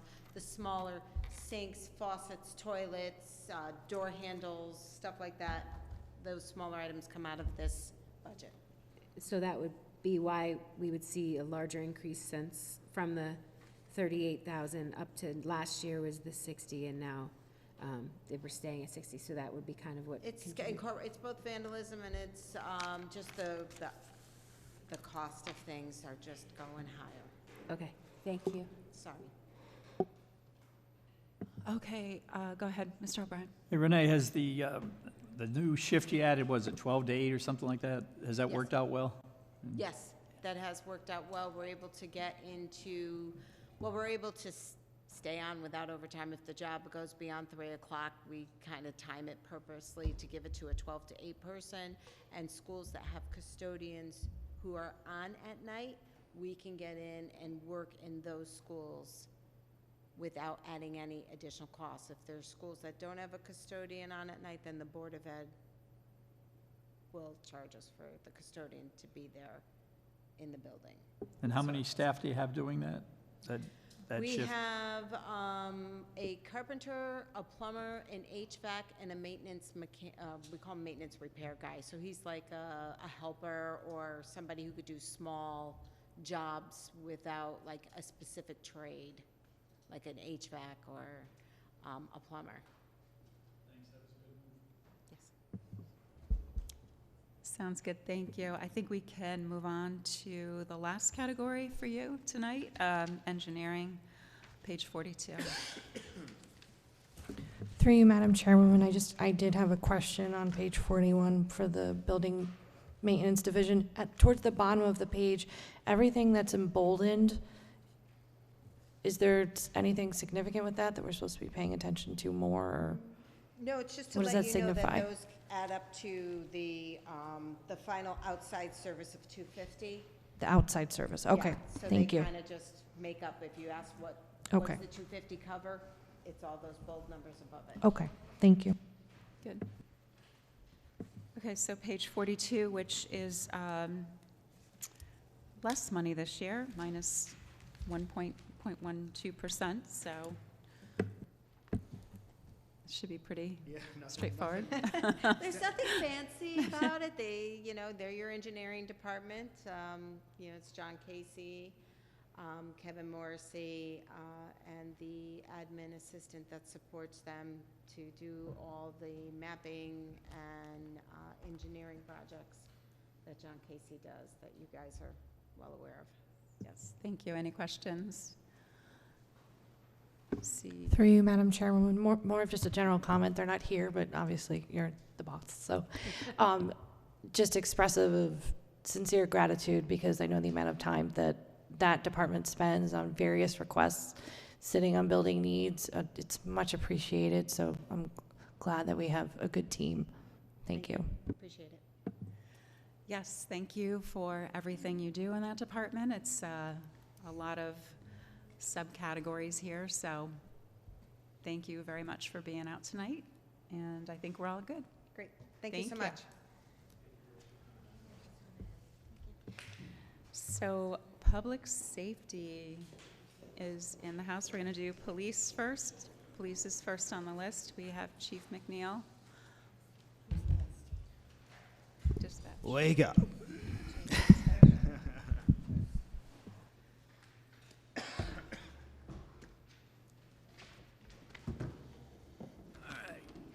Good evening. Welcome. All right. Very So tight budget police this is year. starting on page 51. Just an overview, it's very tight. Contractual increases for wage increases and services. Services janitorial. We do have also a equipment service, which is FARA, which is our laser. That's a 10,000 increase coming up in the detective side. But otherwise, it's a very straightforward budget.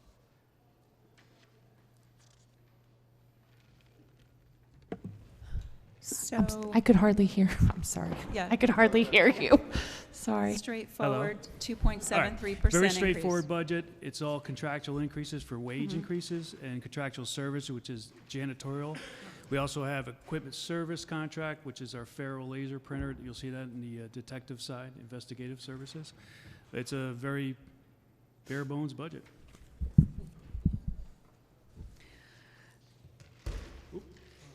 Shift differential, all that's gone. So this is, we have several pages to look at, so this is gonna be page 51 for the police administration.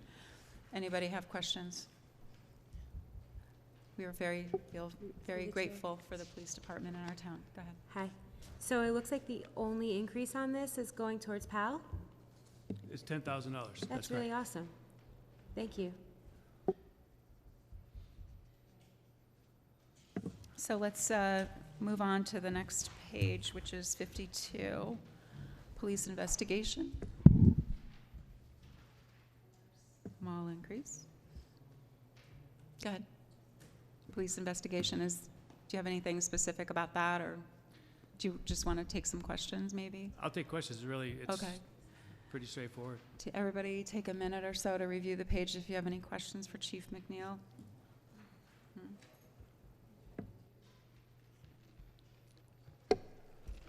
Laura? Thank you, Laura. Hello, Chief McNeil. Just a couple of deltas, let's see. Under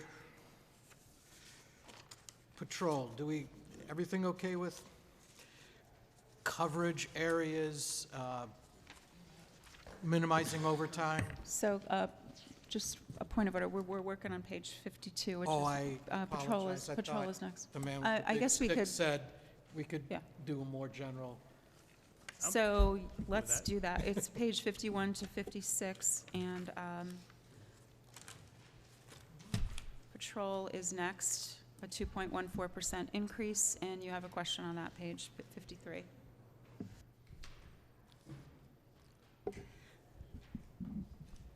The number of officers, tends to,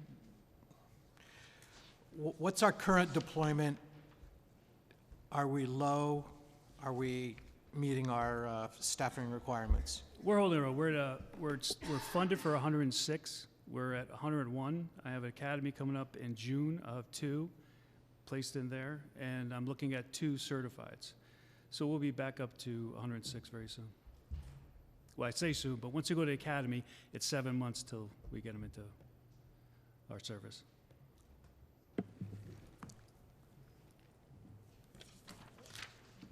Yep, police records, there's police records, police traffic.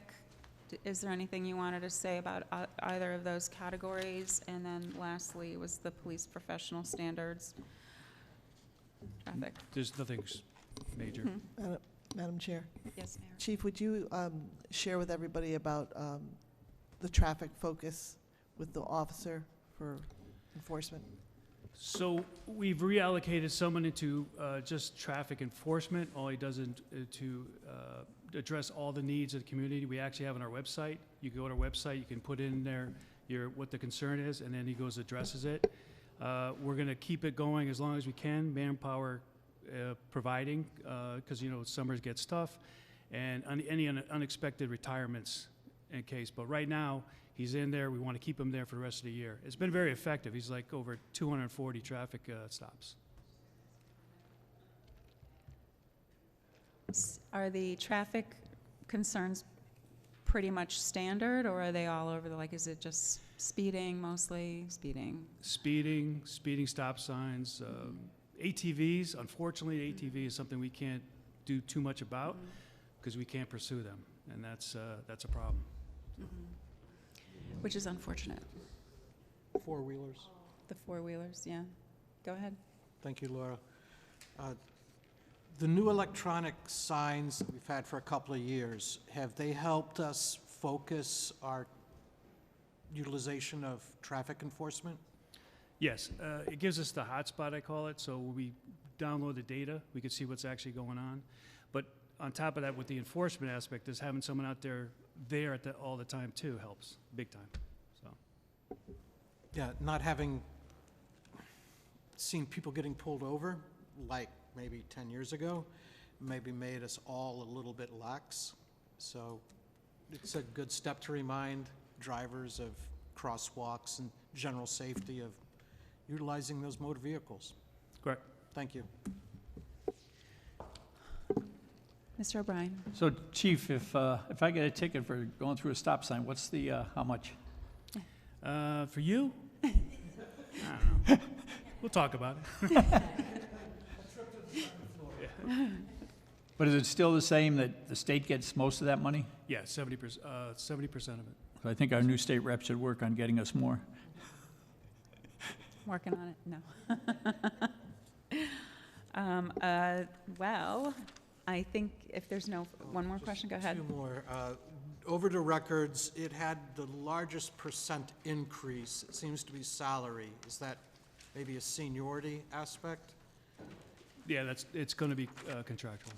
And then, under professional standards, there was, Chris, a math addition problem under the fiscal year, but so I don't know if the -12 is correct. Well, that is page 56. Page 56. So what happened was because after COVID, the schools had a lot of problems because the kids coming back into school, so we added a 5th SRO as a floater to go to all the elementary schools. So that's where that came from. So we added someone to that. So the SROs, okay. Yeah. I didn't know. Through you, Madam Chair. Now you're back to 4. We're still carrying 5. We have 1 injured, long-term. And of the 5, how many do the school help pay for? 4, currently. So it's another contribution to the education system. Correct. Thank you.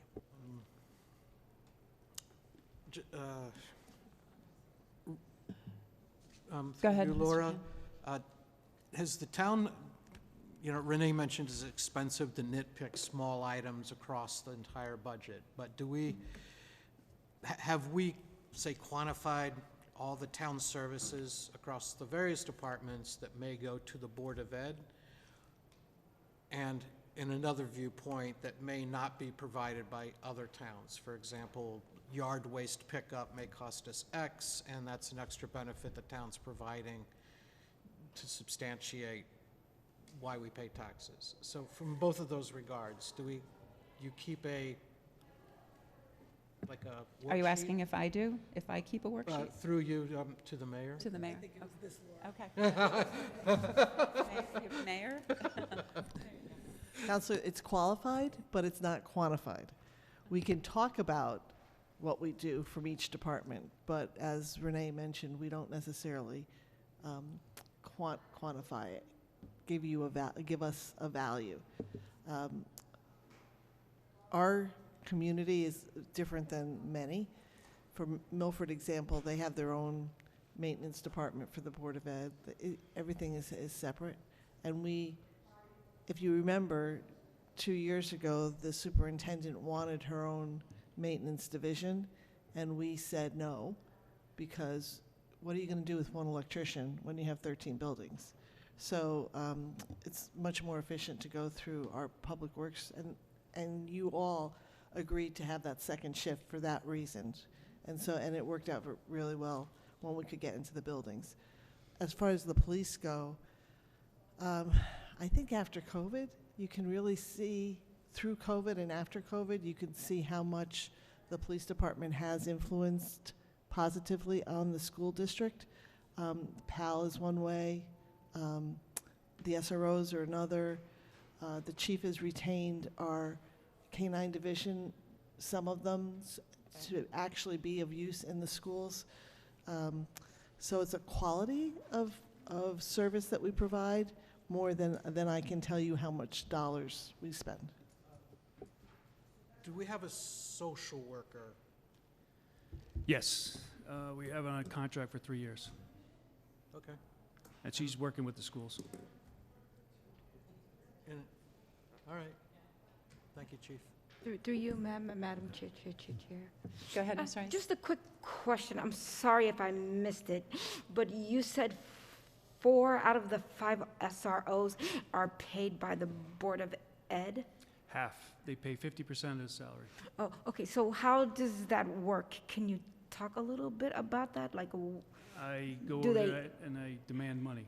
No, it comes in like every May. They pay us half the salaries. is it the contractual? Like, do It's contractual. That's Oh, correct. okay, Yeah, so it's a the- memo of understanding. Oh, okay. So there are a certain amount of officers set aside SROs for the school systems. Correct. And the agreement says that the Board of Ed pays it for half. That's correct. Okay, all right, thank you. Go ahead. When school's not in session, the SROs may be performing another duty? PAL. I put them in PAL. So for the summer, when all the kids are out, Yeah. I put them into the PAL services to run programs and, engage the youth. Just as an anecdote, from improving student morale, community engagement, lowering crime rates, do we have an ROI on PAL, like subjective and maybe some objective measures? I very much in favor, so if something's working well, like I believe PAL is, if you get $1.50 for every dollar you spend, or if you get 5 healthy kids where you used to only have 3 healthy kids, have we kind of looked at trends in that regard? Well, we do it by trends as juvenile crime. Also, we're in a process trying to gather a survey for our community, see what's the general feeling of the police department. As part of our larger issue that we're trying to work with to get a grant, a substantial grant to really expand the program. So there's a lot going on behind the scenes. But I can tell you this, that overall the relationship with our youth is very, very positive. We're on the verge of actually getting our PAL building ready to go, which even brings more interaction with our students. And I think that's the key. The key is not to disengage at any time. You follow that student from very young age all the way through school, all the way through high school, so that they can succeed. And then you can really help them because we have the knowledge of what goes on inside and outside school. So, and with the social worker, that just adds another layer of it. So she's in contact with the psychologist. We can see what's going on, and it's not an enforcement action. It's basically just find out what's going on, see what they're interested in, and bring them into the PAL programs. Support, right? Through you, Madam Mayor. Go ahead. I just have a quick question. For the PATH program, what is your capacity to ratio per officer that is participating in the program? I'm sorry. What is the He was ratio? coughing in my ear. What is the ratio to the capacity that you could have for the program for children? Well, Or we that- have 600 interactions with students, so 600 individual interactions. That can So participate in the program? That's your, overall, over a whole year, yes. yeah. Yeah, it's quite large. And what is the ratio per officer? It varies. I mean, Per one officer, per for se? one, so we have one officer running a class for 20. So it's all, we actually, we have a program now, we're gonna bring in a mini PEP program into the schools. And so you're talking 35 students, that's one officer to 35 students. But, by bringing it to the police station, it's not just one officer, it's many officers. Right. So you get that, we get to know each other better. And I think that's the key. So when you see them outside on the street, hey, how you doing? And that is more important than anything else that we do, is because you have that, you're just calm with somebody. If you know them, you're better, you're able to trust them. And that's what this builds. And that's Right. what that's why we're getting looked at from the National Police Institute, because the program is so unique. And it's coming with some dollars to it, which is what we want. So it's time to grow this even farther, so. I have another follow-up question through you, Mayor. Go ahead, Madam. please. I have another follow-up question in regards to that. Where and who do we speak to if we want to participate in this program? Like for parents, where They can could call the PAL office. Okay. It's 385-4146. 385-4146? 4146. And what are the requirements for that? So I think that you could talk after. Okay, yeah, I'm maybe, sorry. Because this is the budget. Yeah. meeting. So we're talking about the budget. You have, and that's No great. requirements. So, and I'm sure that he or even Aaron will be able to help you with all Gotcha. that. You can call me. Thank you. Yeah, Do so you- we're going to move on, but it's great. So you'll get all your information. Go ahead, Through you, Madam Ms. Rice. Chair. Just a quick question. Who do residents call? Because you talked about the traffic enforcement, and there's a particular officer set aside for that.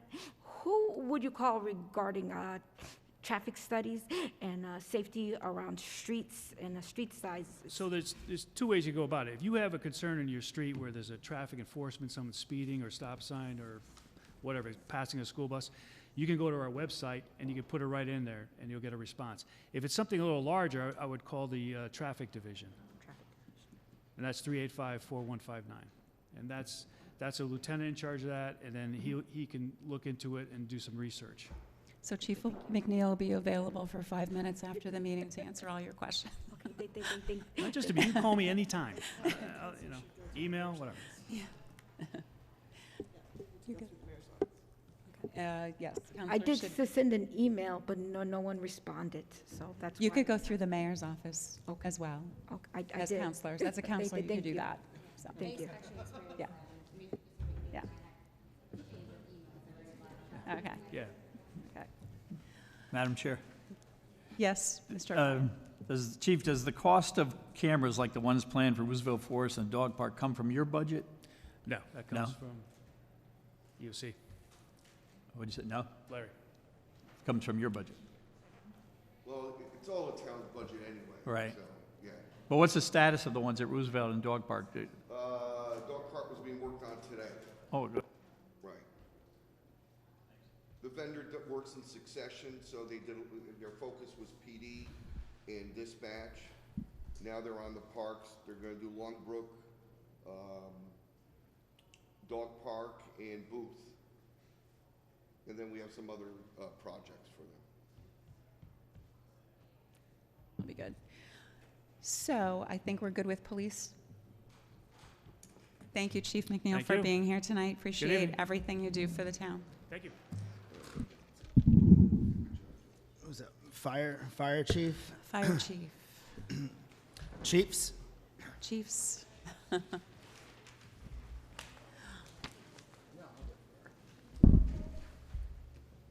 Welcome. Welcome. Hello. Chief Atkinson. So the fire's got several pages as well, so we'll do one overview and talk about all three categories, starting on page 47, 48, and 49.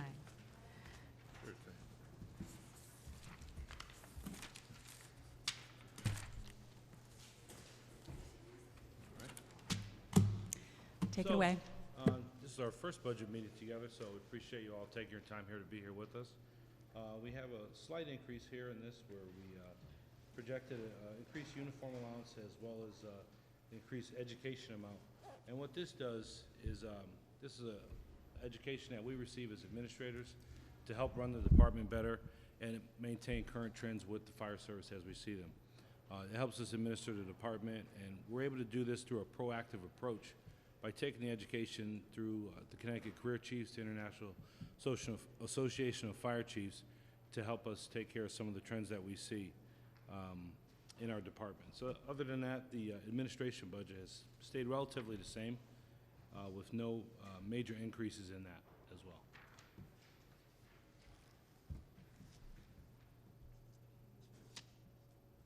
So your previous comment was about education, and that's going to be, is that what is reflected as $100,000 on page 48?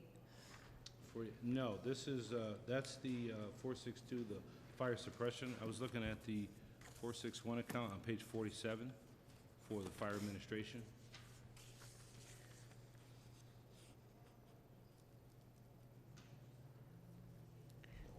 So what's the four-digit number? Fire suppression. Oh, education, 6061. Yeah, Yeah. very good. Would you like to go to the suppression portion? Yeah, Is that let's, better? why don't Okay. you continue, and then we can ask questions on the Okay. various pages. Thank you. You're welcome. And what this does in the fire suppression budget, what that does, the changes that you see reflected here, the increases, are reflective of the contractual increases due to the new contract that we just signed. So these are contractual increases in certain sections. You see it located in the driver's pay section, as well as the education components. Those are contractual, as well as the callback. The callback is for these scheduled shift replacements that we see, based on the new contract that was just signed. I'm sorry to interrupt. I just am having a very hard time hearing if it's okay. How's that? Is that better? Okay. So just as a review, the driver's pay and the education increases that were here, these are due to the shift replacements that were done with our new contract, as well as the overtime increases that you see there. We looked at the shift replacements that we need to fulfill our contracts for the time off that are scheduled for people, and that's where that increase has reflected in that. Overall, through our equipment and maintenance repair budgets down lower, those are due to the increases in cost of items, as well as maintenance for our equipment for the things that we do need.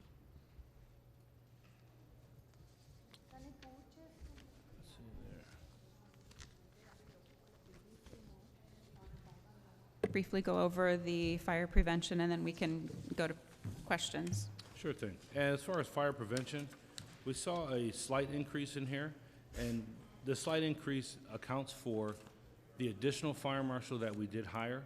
It was a certified individual from outside, so that did lower our costs, which caused us to project a lower cost moving forward.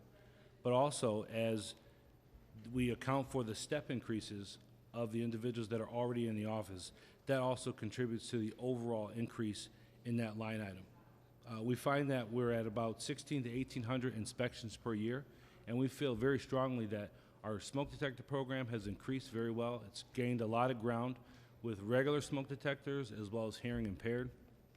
We're at approximately 1,200 smoke detectors installed in the last year and a half in conjunction with the American Red Cross. They've been supporting us by purchasing smoke detectors for us to keep our residents safe, as well as hearing impaired. I want to say we're at about 75 or so that we have installed. And by doing so, we're making a lot of contacts in the community, and our fire inspectors are, especially when they go out to do inspections, they're really touching base with the community, and they're performing that service right there. It also helps with our members downstairs in the suppression division when we're on medical calls and when we work and interact with the community. It allows us to reach out and touch the community while we're there. So it gives an added value to the fire service and the fire department being there. A lot of times when we work in conjunction with EMS on calls, we're able to be there and provide the initial care to the patient, transfer patient care over to Stratford EMS, and then remain in the house to help make their house a little safer. So it's a twofold approach that we've decided to use with it, and we've done a lot of outreach in the community through social media presentations. We went out to the community events, and we try to maintain a presence there in order to increase the safety of the residents and really let them get to know what services are available to them through the fire department. So a quick question on that. The fire truck does not roll out for every EMS, like medical emergencies. No, we roll out to the higher acuity calls. So we're geographically placed in town, and the Stratford EMS has a central location, but we're placed throughout town, and we go to the higher acuity calls that are priority calls. So that shortens the response time for people to receive medical attention and care.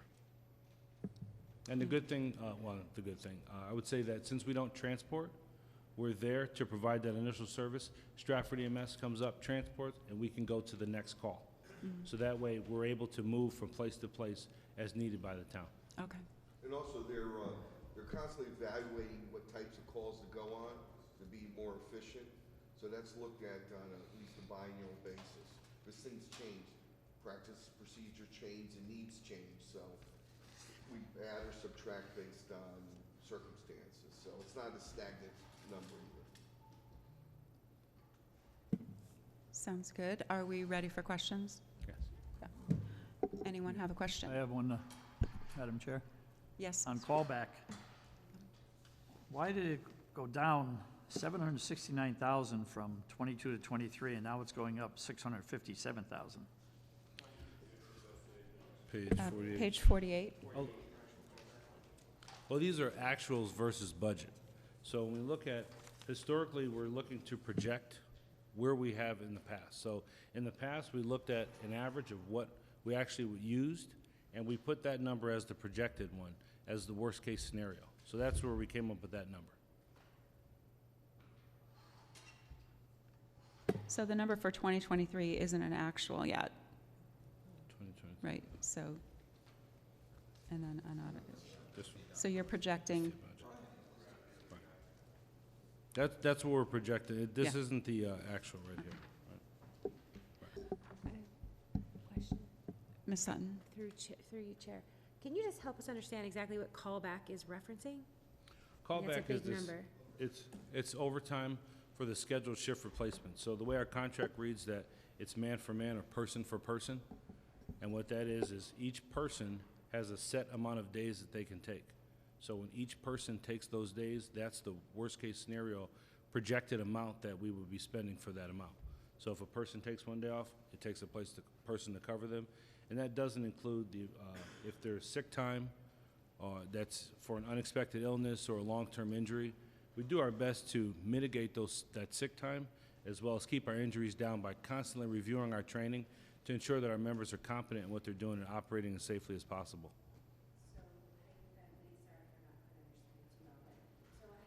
Oh, sorry. Hypothetically, that kind of rolls into the payroll in some regard. That's what it kind of is there. Like, I'm trying to understand. So it's like overtime for people that are covering shifts, Yes. basically. But I don't think it rolls into payroll, right? This is a separate line. Well, This- yeah, I didn't mean it that way. I meant more along the Yeah. lines of It's is a part of, form it's part of payroll. Part It's of part of payroll, payroll, yeah. but it's a separate line. Okay. And when you say a shift, the hours for shift is 24 hours for you. Is it a Yes. 20, it's a 24-hour shift. So when you're talking about overtime, you're talking about 24 hours of overtime. It could be a portion of it. It's broken up in portions. It could be 4 hours, 6 hours, 12 hours, or 24 hours, depending on how much time the person took off. So then, how do you go about trying to bring a number like that down? Is it something, like, what makes the fluctuations in that? I think the fluctuation would be more towards sick times or unplanned injuries, because Okay. that's something that we can't control. There is, with the pandemic, we had obviously a higher propensity of people getting sick, but we also had a high vaccine rate too. And we had I would say more opportunities or more instances where people got sick based on the environment that they were placed in at that time. So we're looking to reduce those numbers. What we also do, by doing cost containment, we go out and check on people who are sick, and we follow up on them to make sure that they're seeing their doctor, getting the appropriate notes, and working within the contract confines in order to maintain that number to what's appropriate for use. Is there, like they do with substitute teachers, is there like an average of how many are out per day, let's say, or you're always covering these shifts, or? It depends, I think, on the times of year. You have a heavy vacation season while kids are off. Okay, so vacation, It could be, vacation time, things like that. That's where it would fluctuate, but I'd say overall, it would be an average of a number that's a pretty steady number, I would say, if everyone uses their time. So the idea would be that essentially you could rely mostly on your regular payroll, try to find ways to keep that solid so that we don't have to roll into a callback. That's Right. what we look to do. Yeah. But like I said, with the contract, we have a set number of people that have to be there. So that's part of our obligation to fulfill that, Okay, to do so. thank you. You're welcome. Mr. Can? Thank you, Laura. Hello, Chief. Hello, sir. The callback and overtime what was the nature of the new contract that maybe changed the dynamic and how callback is utilized? Well, we did have an increase, as members became more senior in the department, they get more vacation time. There's also additional holiday that was added in. So when you have those things go on there, that does that, as well as the education component. For certain classes that people can take, they're allowed days off to attend those education classes. So when you look at those three categories in themselves, it depends who needs the class, who's going to take the class, who has time off, and we have to cover those days off. Okay, those are different than, say, unpredictable sick or injury time. Correct. And even though they can be pre-scheduled, you have to schedule the callback, and that's always on an overtime basis. Yes. Under fire prevention, this year we have a third fire prevention person. Sorry. the frequency of inspections, reduction in the backlog, there's some metrics, including, say, benefits to the community that you mentioned earlier. Have we recognized, do the metrics validate the value of the third individual? I think they do. We had 4. Initially, we were budgeted for 3. We have budgeted for an additional one. And where we're at with this is that we get between 1,600 and 1,800 inspections done per year. We find that the more that we do, obviously, we would need more people to do that. Hiring this additional position will allow us to do that. It keeps the community safer because it keeps the residences, buildings that need to be inspected for public safety, and for the resident and for the consumer, it keeps them safer by keeping our footprint into the building. So we're kind of keeping an eye on modifications, changes of uses, as well as it allows our newer people in the suppression division to go out and see these properties while they're being built. So it has a twofold safety purpose for the resident as well as for the fire service who will enter these buildings under fire conditions. So it allows the greater familiarity to do that, and by hiring that additional person, that's allowed us to do that better. So I think that in conjunction with an online Bricer system, so that's an online compliance engine. That online compliance engine allows commercial occupancies to kind of streamline their inspections. When they get their inspections done, they go to this online system. So that also increases our compliance with the online system, with the additional people. So I believe this is actually the first year that I've done it with an additional person and an online system. So I anticipate more coming, more inspections, more compliance, equaling more safety for the residents as well as new developments coming into town. Thank you. You're welcome. Through you, Madam Question. Chairwoman. Go ahead. Thank you. Good evening, Chief. Good evening. I want to go back to the callback on page 48. Rough estimate. How many full-time staff do you have? We have 90 on the line right now. Sorry? 92 on the line right now. 92. And part-time? No part-time. No part-time, so all full-time. And of those full-time firefighters that you have, on average, how much time do they utilize for their vacation or time off? How many days? Yeah. It'd be on average about 3 weeks, 3 weeks. depending on the time that they have served. So that gives them more time Okay. the longer they've been there. So it's about 3 weeks. And if you are new, if you're new to the department, how many weeks do they get? Year one? I think it's 2 weeks. Their first full year would be 2 weeks. 2 weeks. So it depends when they get hired. It Okay. depends what they have that they can roll into it. How many years of experience? No, how many years employed? Oh, by the town. employed. Yeah. Okay. So 2 weeks. And if it's 2 weeks, how many hours on average do your firefighters work? 42 hours. 42 hours. It averages out. So only 2 weeks off. Okay. So even, For 2 weeks and a half. For Yeah. vacation, that's 2 one weeks. section. okay. So they have vacation, they have holiday time, they can earn perfect attendance days by not taking any sick time off. So they have a range of days that they can use, types of days. So what's the max amount of time that someone can be allotted, I guess, Yeah, for it's various about 30 reasons days. to be off? I'd say on average about 30 days. 30 days. Okay. And that includes sick time? Paid sick days?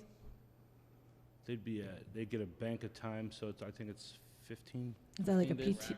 Yeah, average about 15. Okay. So even though you're coming in and you're working average of 42 hours a week, you're only getting 2 weeks of vacation time, personal time, For And that section. At entry level. at entry level. And if you were senior, if that's the wrong way to describe it, I apologize.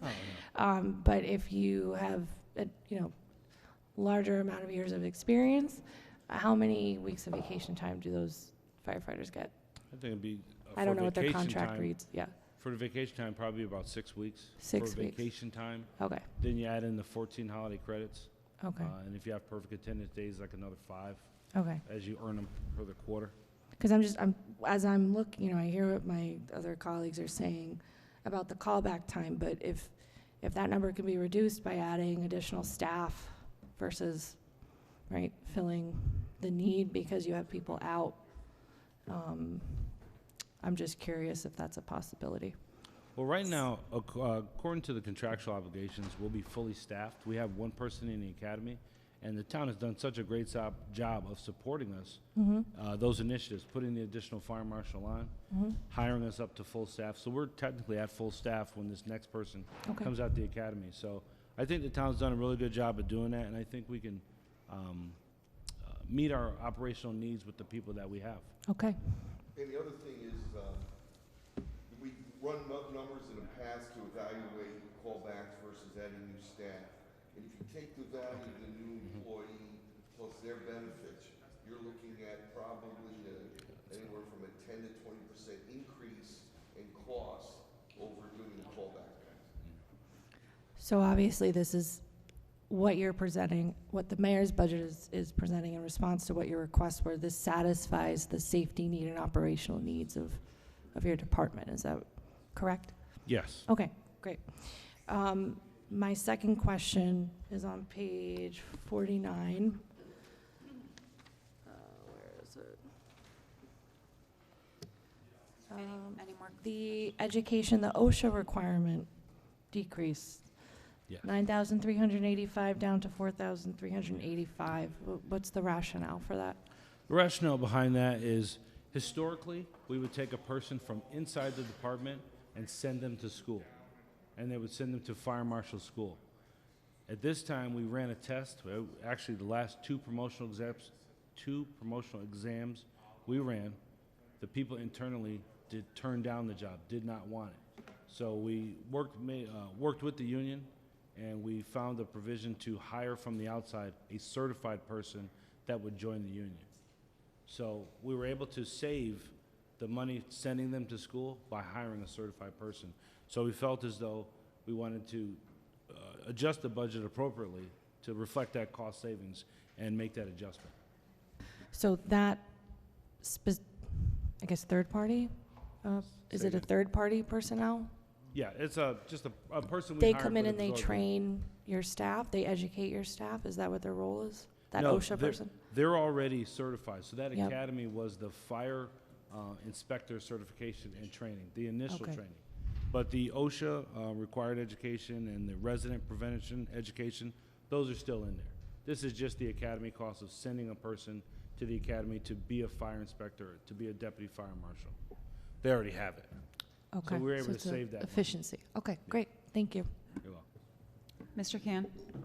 Thank you, Laura.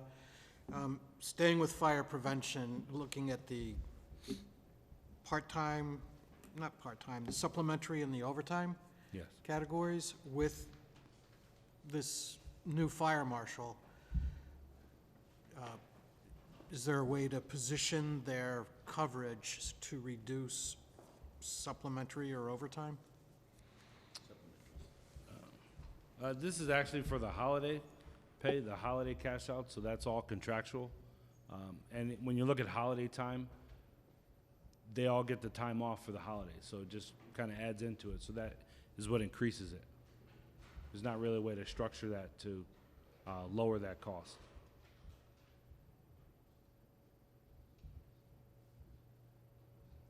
Through you, Madam Chairwoman. Okay, Caitlin, go ahead. I'm sorry, Greg, did you have you sure? I thought you were done, I'm sorry. Okay. Okay. Fire prevention, the uniform allowance and maintenance, Yes. that's item 6058. Yes. $3,800, what does that cover? That covers the personal and protective equipment of the Fire Prevention Division. And what we've done is we mirror the state police fire marshal prevention division. Instead of buying the turnout gear that we need to go into fires, they don't need that level of protection for their portion of it. So we work with our vendor, and we found an alternative gear that they're able to use that's more lightweight, it's more breathable for them to operate a little more safely, but that's divided amongst those members of that department as they need gear. Just a follow-up question. So each firefighter does not have their own individualized gear? Is that what I'm hearing? No, they do. There's two Okay. separate types Okay, of gear for going into fires, active fires, and the fire prevention division is usually in a house after the fire is out. So they don't require the same level of protection. And the cost is probably a quarter of what actual structural firefighting gear is. So that budget line item is for that, for laundering it, sending out for repairs. We do an annual review of gear, we repair it, make sure that it's operational and it meets the needs of the members. okay, so just for clarification, it's really more of uniform maintenance fees? Yeah. It's not an actual uniform allowance fee? No, Okay, it's for their gear. okay, thank you. And Laura? Mr. O'Brien, go ahead. The free smoke detector project is outstanding, and I Thank took you. advantage of it. But is that equipment funded by grants, and do you expect it to continue indefinitely? That's a good question. Right now, the American Red Cross has done a very good job of supplying smoke detectors with us. So much we've taken other people's for different regions. So we're looking to explore new funding options for that. We're looking at right now. We reached out to Connecticut Career Chiefs to see what other fire departments are using in order to keep the program going. So we're exploring options on that. I don't have a definitive answer on that, but that's what we look forward to do, and we're looking for those funding opportunities. Even the one for hearing impaired, that's amazing. Yes, that was a grant program that our members did a really good job of working at. They go out and they seek these opportunities. We've got a lot of people who are eager, willing to learn, and they really want to do something. So we kind of look at the people who are very talented and harness them to go into the directions that'll help move the department forward. We have a really young force now, and they're really willing to work hard and do these things. So that's what we're looking for. We're looking to support them as well as give them the opportunities to advance.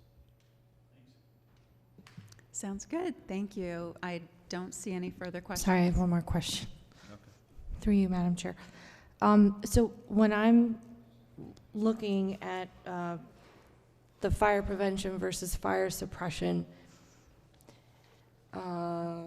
page 48, 6058, that uniform allowance maintenance per contract, $95,000. Is that different than what we were talking about? No, it's the same thing. So it's just laundering. Oh, that's not the right word. It's Yeah. it's getting the gear cleaned, sanitized. No, that's No? correction on that. That line item for suppression is the uniform allowance per the contract. Okay. So that's that one, and prevention is too, is a part of this one. Okay. But this is also used for their gear upstairs. Okay. So that it's separated, and they all come out of the fire suppression side. For the Okay. uniform allowance. Thank you for that clarification. So the $95,000 previous year was the same $95,000. That suffices. How many uniforms are provided then in the fire suppression per firefighter? What I'm trying to get at is I want to know if the town is paying for that gear or if the fee goes back to the employee, if the employee is paying. That goes to the employee. How to- much? To do that. I think their uniform is what, $1,200? Yeah, per the contract. They have to pay $1,200 for their. No, okay. they get that. Okay, so it's do. subsidized. Is Say that the that right again? word? The town is paying for it. So it's $1,200 per fire suppression uniform. Yes, That's paid for on behalf of the town. yes. And that's one set of gear then, or two? That's throughout the year, that's their uniform allowance to maintain their uniforms. The PPE, Can you use the mic, please? The actual turnout gear, the masks and the breathing apparatus and those things, that comes out of capital. Thank you, Dawn. Sorry, Chief. It's okay. Thank you. I'm just trying to figure out, it's not right. Click. It'll say uniform/maintenance. I'm a nurse, so I'm not as familiar. But we have to pay for our uniforms. So I just wanted to clarify. Thank you, Dawn. Thank you, Chief. So seeing no further questions for the fire department, I thank you both for being here tonight, and we thank you for all you do, and look forward to speaking with you guys in the future. Thank Great. you. We appreciate your support. Thank you very much. Open house. All right, EMS is up. EMS is in the house.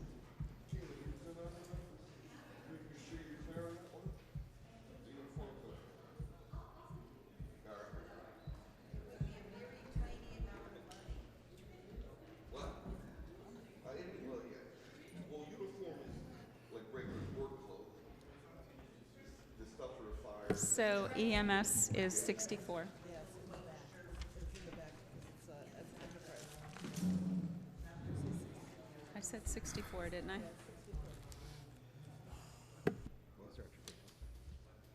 They are, actually. Welcome, gentlemen. You're up. Go ahead.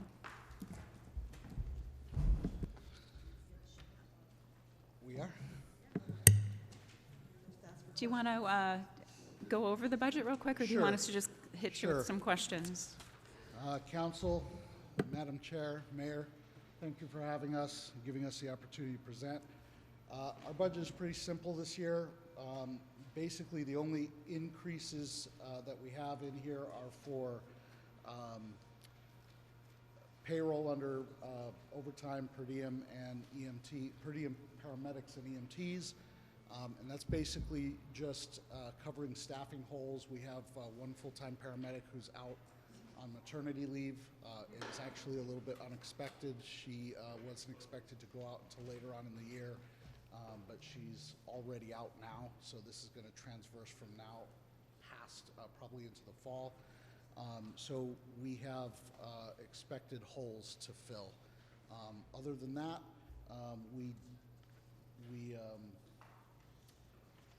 the only other thing that's on here that's an increase is the CMed charge. However, that was before we made some moves to try and change how our CMed system works with us. We're actually in the process of doing that now, so we do expect that that might actually go down quite a bit in the next year. Can you tell me? Madam Chair, I would appreciate it if the council didn't ask any questions about that while we are ongoing negotiations. That's okay, I'll whisper to you later. Margaret.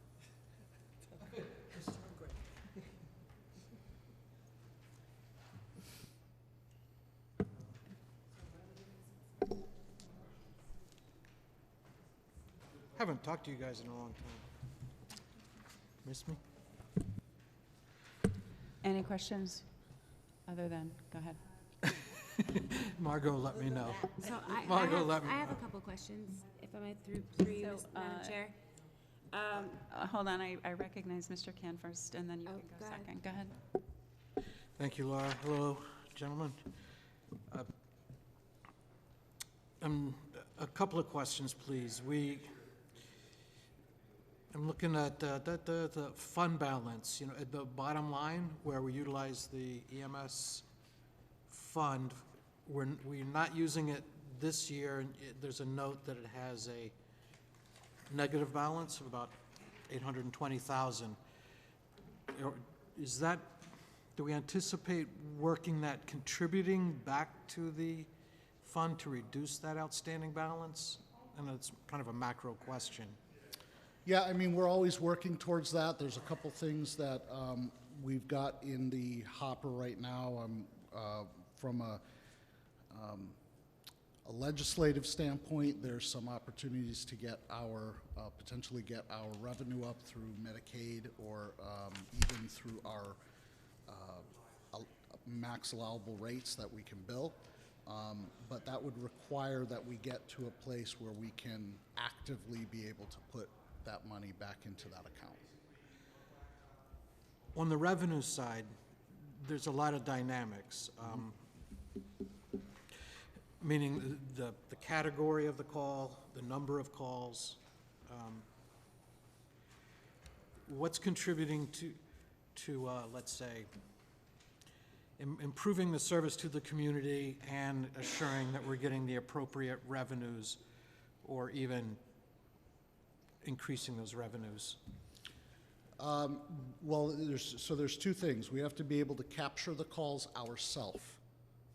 Going to mutual aid actually hurts us a lot. So we have to be able to capture the call ourselves, which means we have to have enough units on to do that. And we have to continue to push for these legislative updates. There's one that we're working on right now to get Medicaid up to Medicare.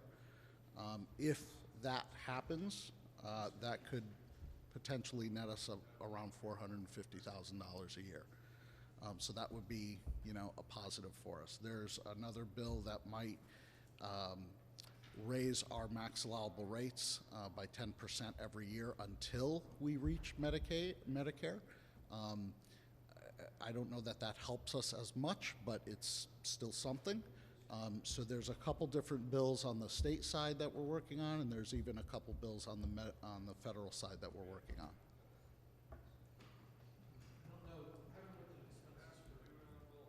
Training and education, but does the experience, training, and education of those that are staffing the ambulances, does that have a impact on the revenues?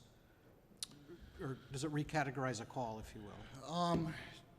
To a certain degree, yes, because I can bill outside providers for training.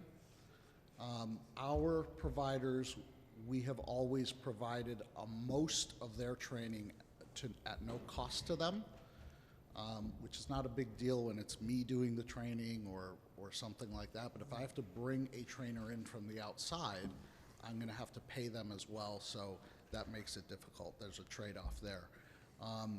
If I'm doing training for anyone outside of the agency, anytime I have to do it for free, it's obviously not helpful.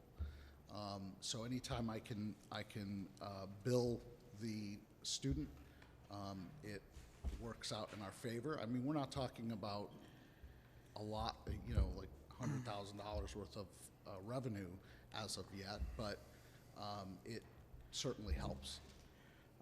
So this opportunity to have a training space and provide training to third parties, like maybe it's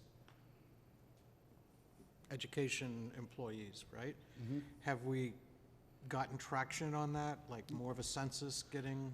Yeah, we are now a fully functioning National Association of EMTs training center. We are an American Heart Association training center.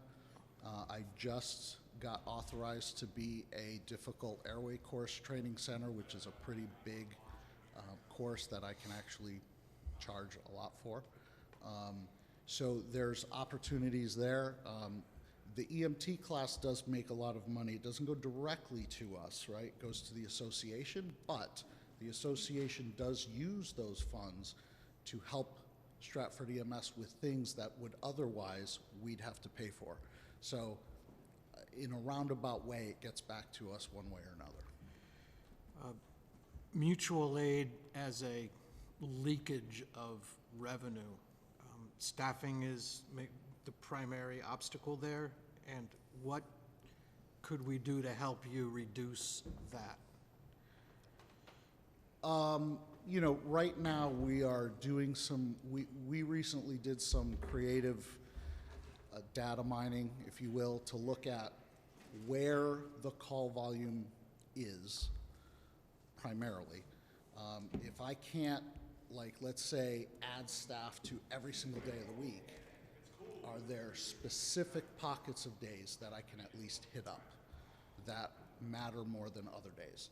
So we looked at those demand analyses, and we've moved staff into those areas to try to make things a little bit more efficient. So those are some of the ways that we're trying to make do. So that, I mean, you know, ultimately, I mean, you know, we could always use more staff, but we're doing what we need to do to Optimize. yeah, to optimize the best we can. Thank you. Through you, Madam Chair. Awesome. So total, we have 16 full-time employees, I should say, because there's a difference between paramedics and EMT. 16 full-time total. And how many do you have? Well, what I'm getting at is how many volunteers? How many do we have per shift versus call volume? How many calls per day? And what are we doing as far as volunteers these days? So we, from a shift standpoint, we would like to be able, we should probably be higher than this, but minimum, we'd like to be able to do 3 trucks on days, 3 trucks on evenings, and 2 on the overnights. We are currently around 3, 3, and 1, or 3, 2, and 1. Okay, that's kind of where we are right now. We try to augment that with supervisors or, you know, if a volunteer crew comes in for a standby and they want to stay a little extra in the evening to help us out with some calls, we'll do that. As far as staffing is concerned, we are technically 10 full-time paramedics. The rest of the full-time staff are the supervisors and me and Kevin and Nancy and stuff like that. We have a handful of per diem EMTs and paramedics, and then we have probably, I want to say maybe 25 volunteers that can be considered active. It's probably even lower than that for people who are active enough that I see them regularly, okay? That's a huge problem for us.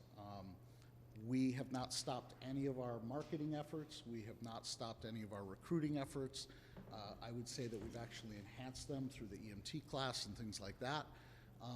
But honestly, this has been an ongoing decline for years. It's nothing anybody's doing. It's volunteer EMS in general. People might come in and give me a year, or as soon as they can maybe jump into a per diem position, they jump. People want to be paid for this. It just is what it is. And so at the end of the day, getting some of those probably more mature, long-term volunteers has become a lot harder. We are working with the Volunteer Association to try and get them to go out and help us recruit. We are tapping into, right now I'm tapping into Sacred Heart University. I'm tapping into basically all of the local universities around. We've started doing scholarships for our EMT classes to make it easier for people to get into EMT programs. And we're also doing a lot more marketing since I'm now one of the instructors of the St. Vincent's Paramedic Program. We're doing a lot more recruiting that way and trying to get the EMTs in our EMT class excited about moving on to the paramedic program, to try and get them excited to stay with us. We do provide some opportunities for that, like we will sponsor a volunteer every year to go to paramedic class. So that seems to be a little bit of a help, getting volunteers that are really interested to pass all the way through and stay in the volunteer ranks. But volunteerism is really tough right now, and that's not a Stratford problem, that's a problem everywhere in the country with regards to EMS. Yeah, and COVID didn't help. It made the volunteers really, you know, scared and hey, you know, I need to take care of myself for my full-time bread and butter, so. So you had said that you prefer 3, 3, and 2, meaning 3 day, 3 night, and 3 evening and 2 overnights, right? Right now we're operating more along the lines of 3, 2, and 1. Do you consider that a skeleton crew, or is that where you pull in the per diems? That's where we're at. We're already pulling in the per diems.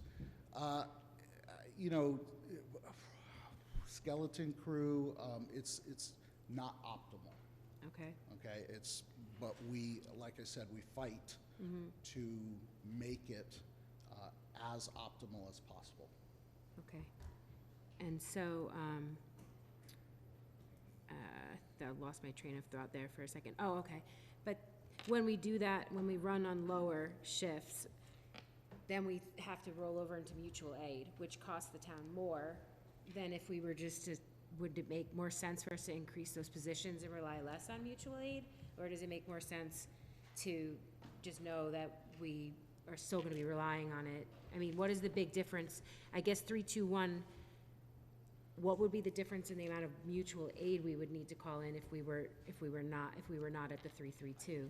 Like, do those numbers coincide kind of? We used to pass a lot less calls, which means we were keeping that revenue in-house.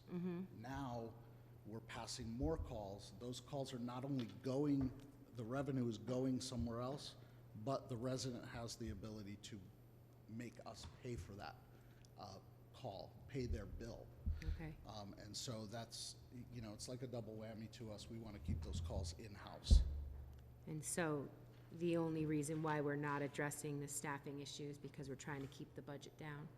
We're just saying, okay, well, we'll stick with this. We don't have enough guys or people. And that's not the only issue. I mean, we need to attract more people. And that's actually the another pool good is question. low. There's a whole litany of issues with it, but we are, like I said, we are working towards, constantly working towards trying to keep that in a place that's manageable and as optimal as can be. And then the training, when we do these courses and whatnot, are we losing a lot of these trainees to other communities? Yeah. And the goal would be to keep them in-house, of Correct. course, even as volunteers. And there's nothing we can do to attract them more? Is it? Yeah. Just yeah, I always mean, we money is the can- answer? Yeah, Yeah. that's what it is. Okay. But one other thing too is you have to remember, there's an intersection between mutual aid and operations staffing. If you can't eliminate mutual aid, because then you'll be overstaffed and you're actually running in a deficit. So it's optimizing the percent of mutual aid vis-a-vis the entire amount of runs that you have. We don't know what that is. We play around that number, but if we can get to that number where they can be most effective, great. But we never want to, nor aspire to get rid of mutual aid completely. No, but we do agree we all want to work on it a little bit, right? Okay, got it. Thank you very much. I have a follow-up through you, Madam Mayor. Just a quick question. Do you have any grant-funded or some type of incentive that you can attract? I know that it's volunteer, but I know that in voluntary as well, they might have some sort of funding somewhere that might offer some type of incentive, like to offer to get them to come, Is there anything? Yeah, I mean, we do a lot of stuff already. We do, the volunteers get a lot of stuff for free. They have, they're part of a lot of our different special teams. We do the Presidential Volunteer Service Awards. There's a whole litany of stuff that we do. Staff are looking for something. What about some degree to like a payment of like a paycheck or something? I don't know, just.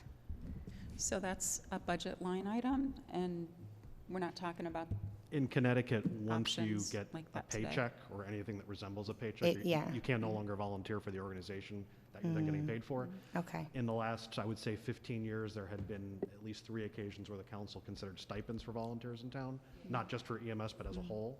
That never made it out of the planning process, so that was one avenue. Yeah, that was pretty much like a stipend versus a paycheck, The right? state does offer tax abatements and things like that, and so we do, communicate that to the volunteers, and some of them have taken advantage of that.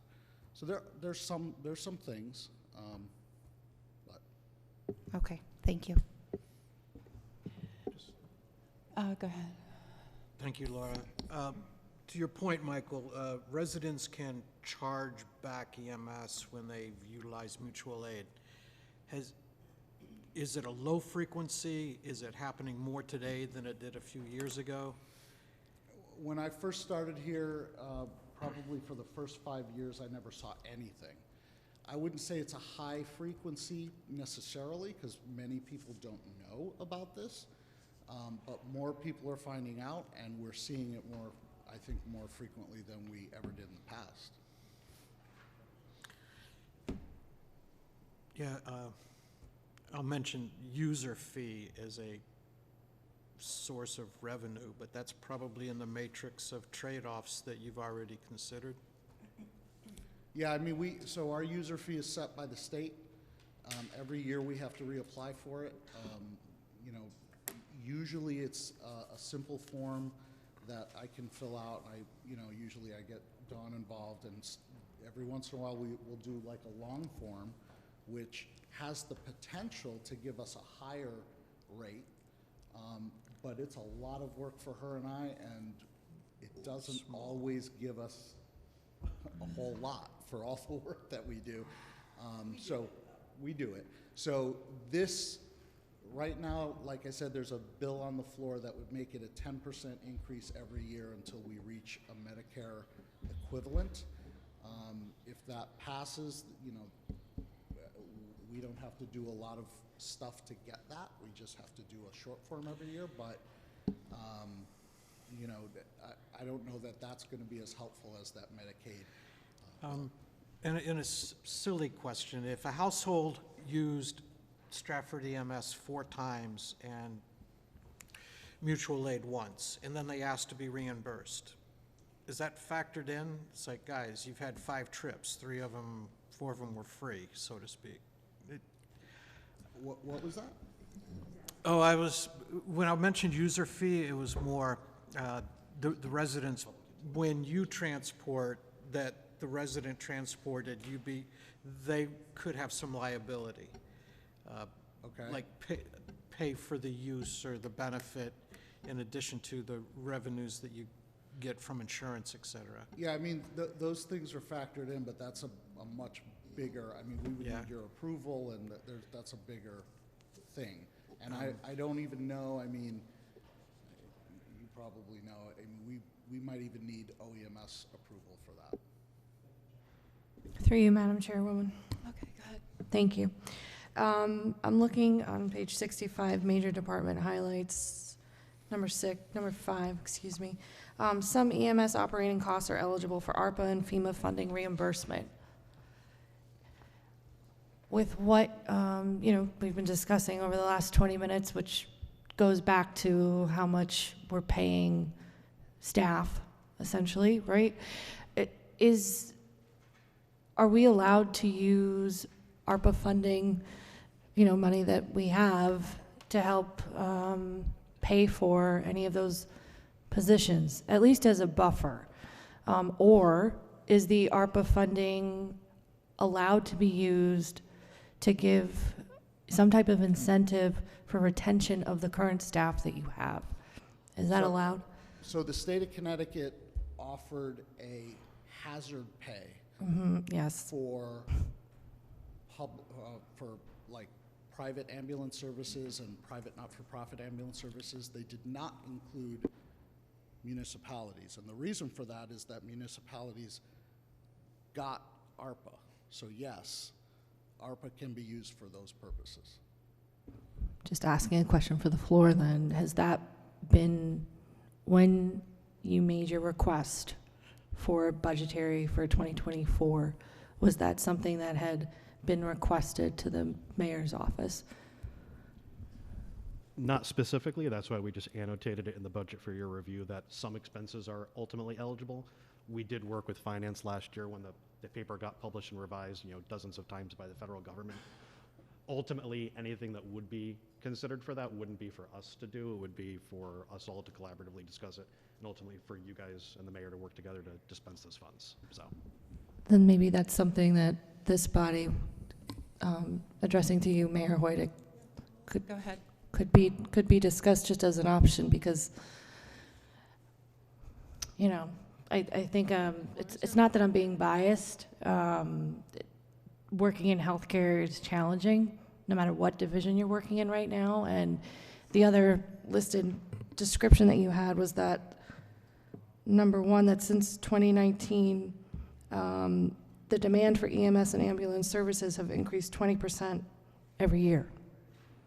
That's a significant increase. So with the staff that you have and trying to attract new staff, there's different ways to solve a problem. So if the state is restricting us to have that hazard pay applied for EMS services because the municipals received ARPA, I'd like to have that discussion at some point. Thank you, Madam Chair. So each of our first responders had the ability to apply for reimbursement from the state for hero pay, shiro pay. We offered that to all of our employees.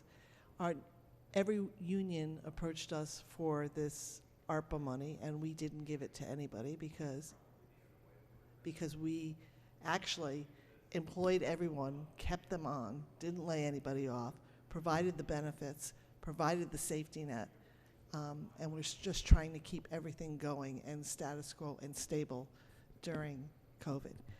The other thing we look at when we talk about increases, whether it's negotiated or not, is the level of service and what the industry is calling for. So our paramedics and our EMTs are provided a very, very good working environment. Very different from Nelson Ambulance or AMR, or where you're in your truck for 8 hours a day or 13 hours a day and you don't have a home base to go to like our headquarters. So all those things are taken into account. Oh, and by the way, the benefits. There are full benefits here. Healthcare, vacation, there's 401k, it's not 401k, it's 457. So there are, and our salaries, by the way, outside of Norwalk are the highest in Fairfield County. So these two guys struggle, but they're doing a really good job administering this department. And I think we're seeing our way out of this because of their talents and their expertise and their knowledge of the industry. And lastly, the reason you as a town council subsidize $450,000 in their budget every year is that's the number that our residents are gifted if they use the services. And that's been done by several of our accounting firms have looked at this and analyzed this.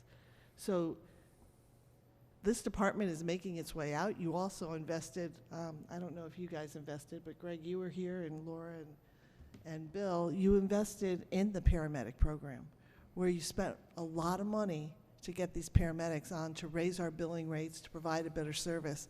And I think that only happened 3 years ago, 4 years ago maybe. I think you're kind of getting to the point where you're starting to see a benefit, you know, for all your hard work on this. So I would encourage you to stay the course. I think you're coming you're coming into the sun.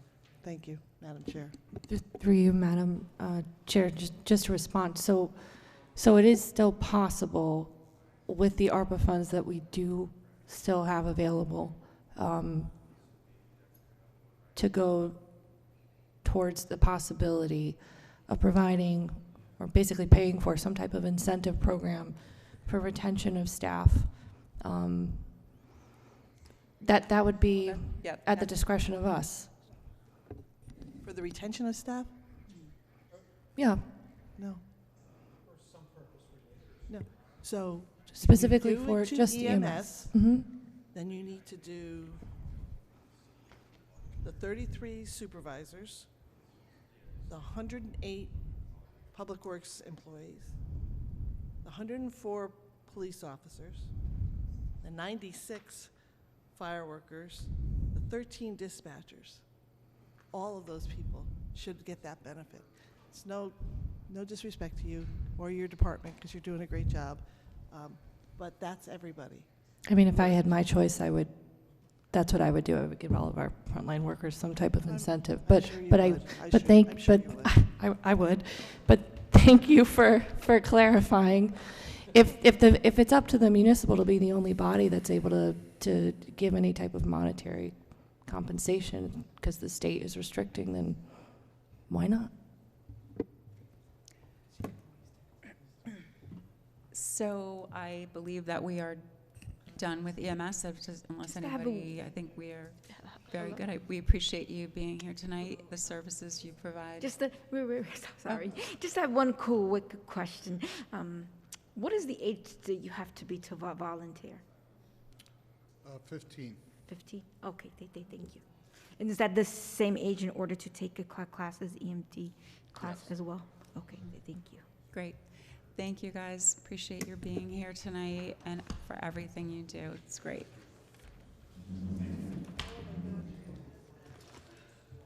Batch. Last, we saved the best for last.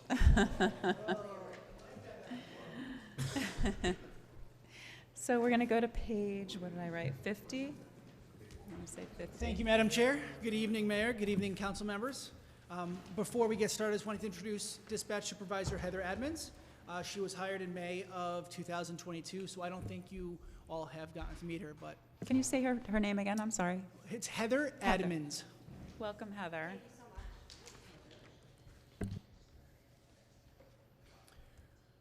So should I proceed with just a Brief brief overview? overview, and then we'll Okay. do a couple questions. Sure. So we continue to be the 911 dispatch center for the town of Stratford. We field all routine and emergency calls for the town of Stratford and its visitors and travelers. We dispatch police, fire, and EMS, and coordinate every day with different agencies throughout the town, including traffic for police, or the mayor's office, or public works, Board of Education. In the school climate we find ourselves in, we find ourselves interacting quite a bit with the Board of Education and schools on a daily basis, mostly because of safety or medical reasons. As far as our operation goes, just a quick high-level overview. We are averaging about 96,000 phone calls per year incoming, and then an additional about 20 to 25,000 outgoing. So well over 100,000 calls per year. 911 has held steady, and calls for service continue to stay about steady as well. Our budget is a less than 0.5% overall increase, and this was achieved with some cutting back and some policies and making our staffing and making our operation more efficient. We've changed some of the ways we print things, some of the ways we've interacted with the police department. The increases are surrounding wage increases. That was a part of the collective bargaining agreement that was approved in 2021. And we continue to, as I like to say, be the everyday EOC for the town of Stratford, because obviously that's where the hub of information is. We really try to make sure that we keep all of our public safety leadership and the town leadership included in the things that are happening throughout town for situational awareness and for preparation for whatever may come. Thank you. Thank you. For that presentation and for your service as well. So we'll start with questions. Mr. Can. Thank you, Laura. Incoming calls, I get. What are the outgoing calls? Oh, well, I mean, we could spend probably an hour talking about possible outgoing calls, but things like fire engine gets on scene, they need a fire marshal. So we call the fire marshal. Okay. They need a building inspector. They need UI. So they need the railroad. They need, so we, and we're the hub, because they're in the field. They're working on the scene. Scene safety obviously is a priority. As I tell my staff, there's a very good chance that we're all going home tonight. We got to make sure that we do everything we can so that everyone out there goes home tonight too. So we want to focus on providing that service. We call DEEP, we call surrounding towns. I mean, I could probably name about 50 agencies off the top of my head. Those were good examples. Okay. I may have misheard, but did you mention coordinating traffic for the mayor's motorcade? I did not, no. Okay, thank you.